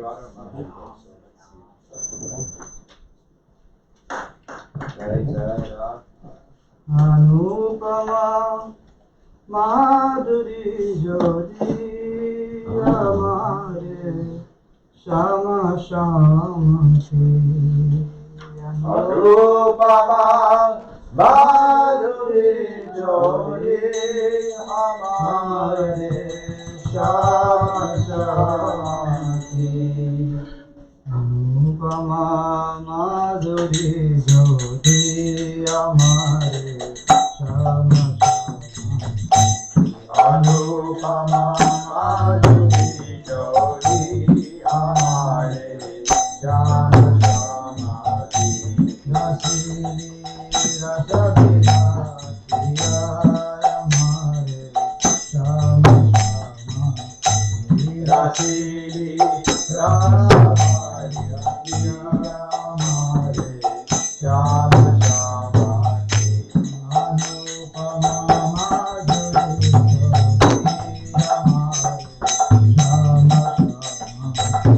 Anupama Madhuri Jodi Amare Shama Sabili Hayadavatiya Sudara Sura Madhuravatiya Sabili Hayadavati Sudara Sura Madhuravatiya Sabili Hayadavati Sudara Madhuravatiya Sabili Hayadavati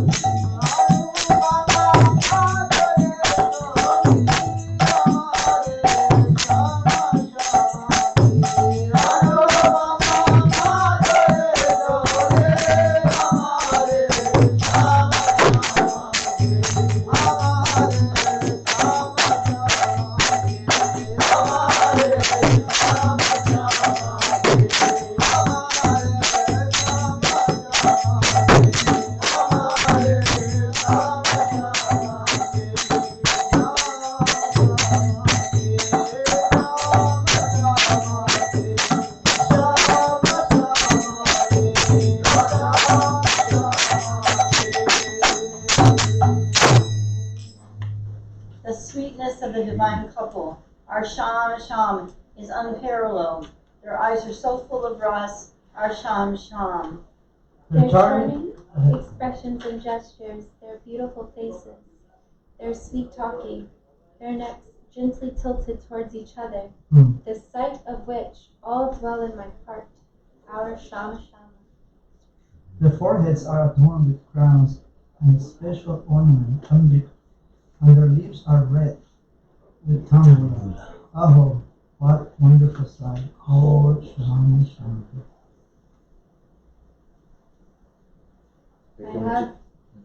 I have no words to describe their grandeur.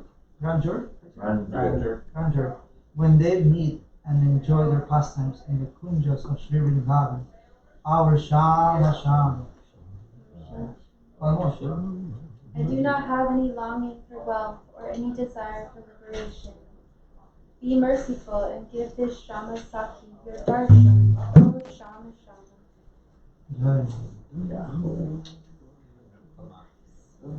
Okay, let's do Sri Krishna Chandrashya. Do it all together. That's on page 282 in the Jewish book and 282. Yeah, and 317 in the newest purple book. What is it? 282 on the book. Ah, look at Here comes Dhritarashtra. Dhritarashtra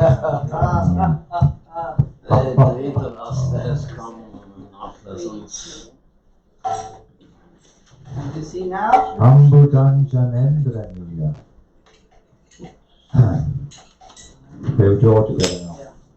Ambujanjanendranila nindikante jambara kumkumo janarthadi judanshuti janambara Shivananda Chanti Tendu Pijanaka Chandana Swangridasya Doshtume Sapana Vendra Nandana Chanda Chanda Vati Pandita Ganesha Kundaras Chandra Padma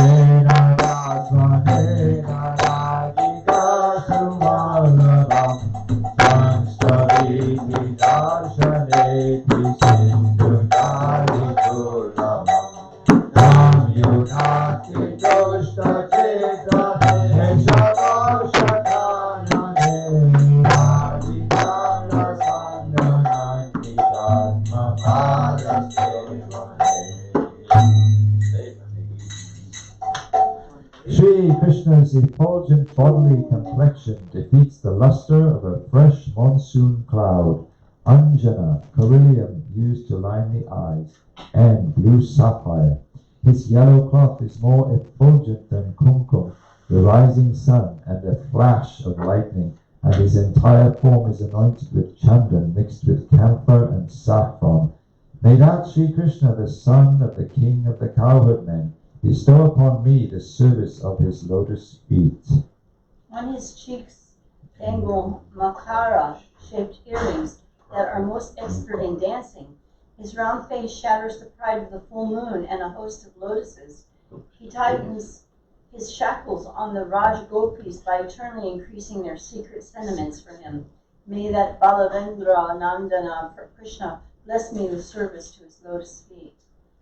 His beauty, attire, love-laden pastimes, and loving endeavors are all ever fresh and new.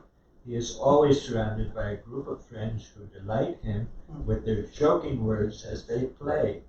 The rays emanating from his pleasure for Sri Vrindavan defeat Indra's heavenly Nandana garden. May that Balavindra Nandana Krishna bless me with service to his lotus feet. Delighted by his friends who are adorned with the gold of Prema, he is honored by the lords of various planets, such as Indra, their heads touching the ground in obeisances. Yet he himself daily worships Brahmanas and his gurus at the appropriate times of day. May that Balavendra Nandana Krishna bless me with service to his lotus feet. He effortlessly cooled the heat of Indra and Kaliya Naga and easily killed Kamsa and Vatsasura. The rain of his playful pastimes nourishes his Chataka bird-like or one-pointed devotees. He delights the Brajavasis with his valor, pure nature, and sweet pastimes. May that Balavendra Nandana Krishna bless me with the service to his lotus feet.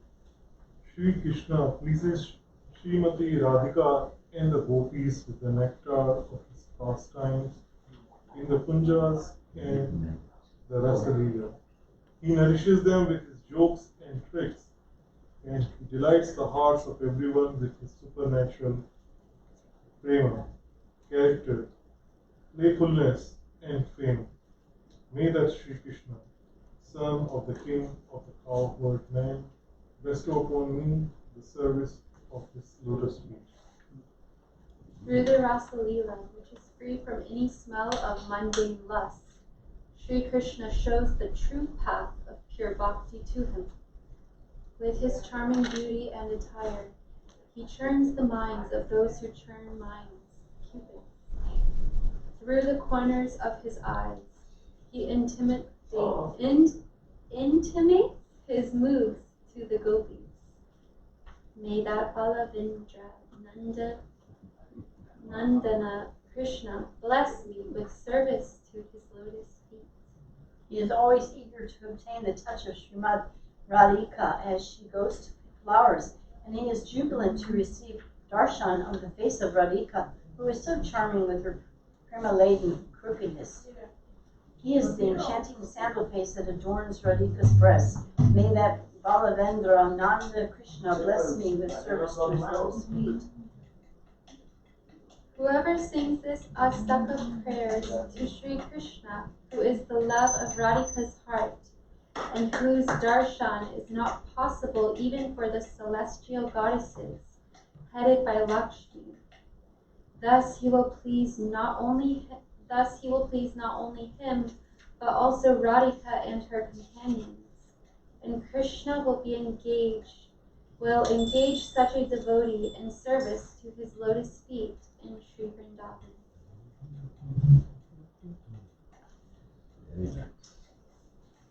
Hare Krishna Dhanapal. Wait, 162? No. 142? It's on this one. Starts Krishna. Sorry, Kavi Krishna Dhanapal.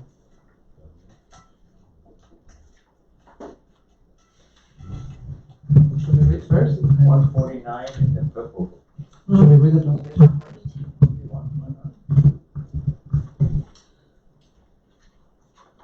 Oh, when will I attain the treasure of Sri Krishna and place him in the core of my heart, thus relieving my burning soul? I will decorate my heart, place my beloved there, and then gaze up on his beautiful moon-like face. Oh, my dear friend, when will that auspicious day come, when I will wander in ecstasy with the Lord of my heart on the banks of the Jamuna? Accompanied by Lalitha and Vishaka, I will go and meet with him, carrying various gifts. Being compassionate, Providence will unite me with that reservoir of all good qualities. Such a destiny will be mine.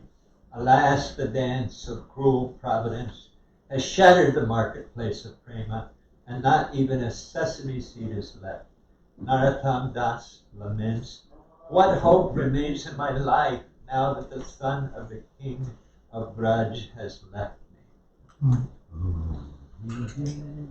Hare Krishna Dhana Pavo Hiyara Majare Tavo Judaiva Tapita Para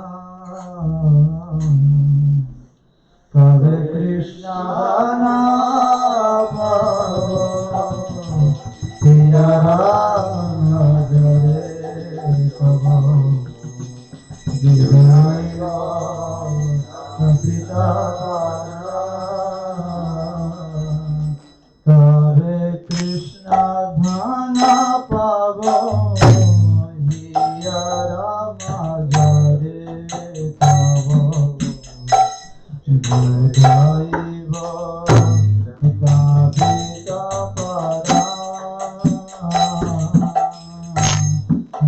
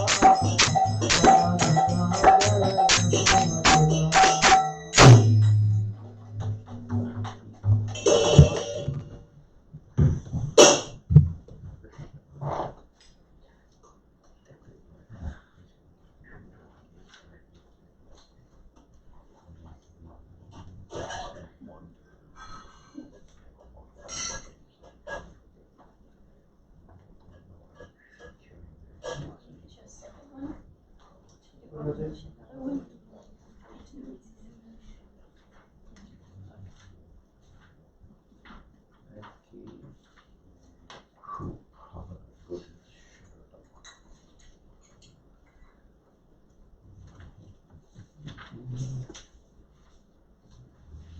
hour and 30 minutes. We can do.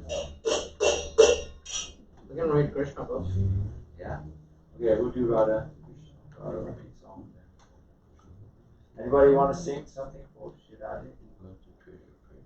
Anything particular? Radhe Jai Jagannath. So that's a good one. Your favorite.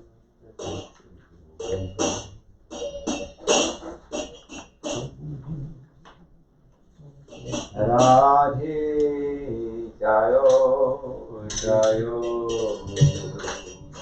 Madhava Jai Radhe Jaya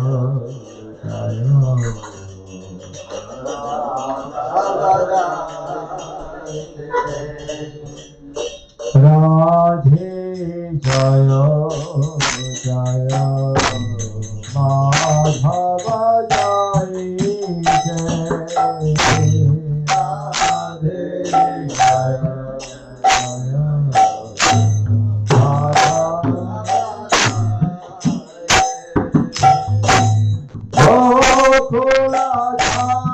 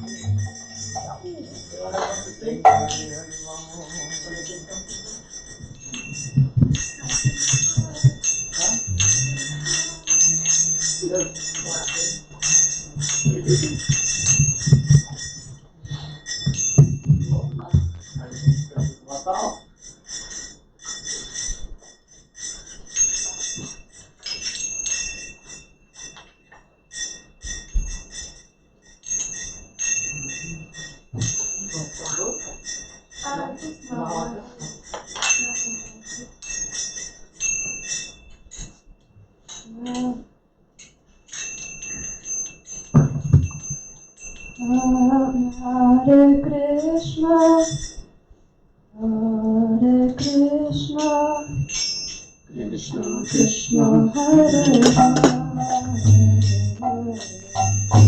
Hare Rama, Hare Rama, Rama Rama, Hare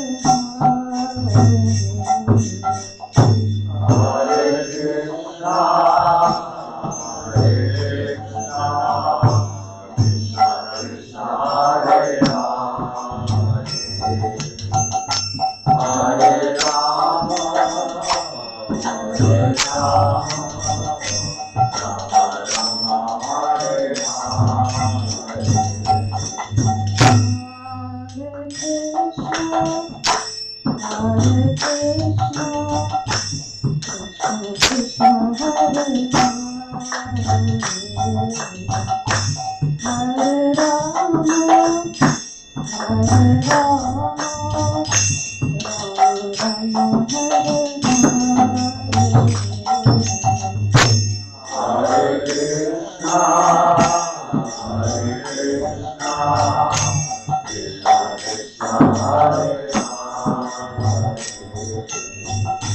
Hare Rama,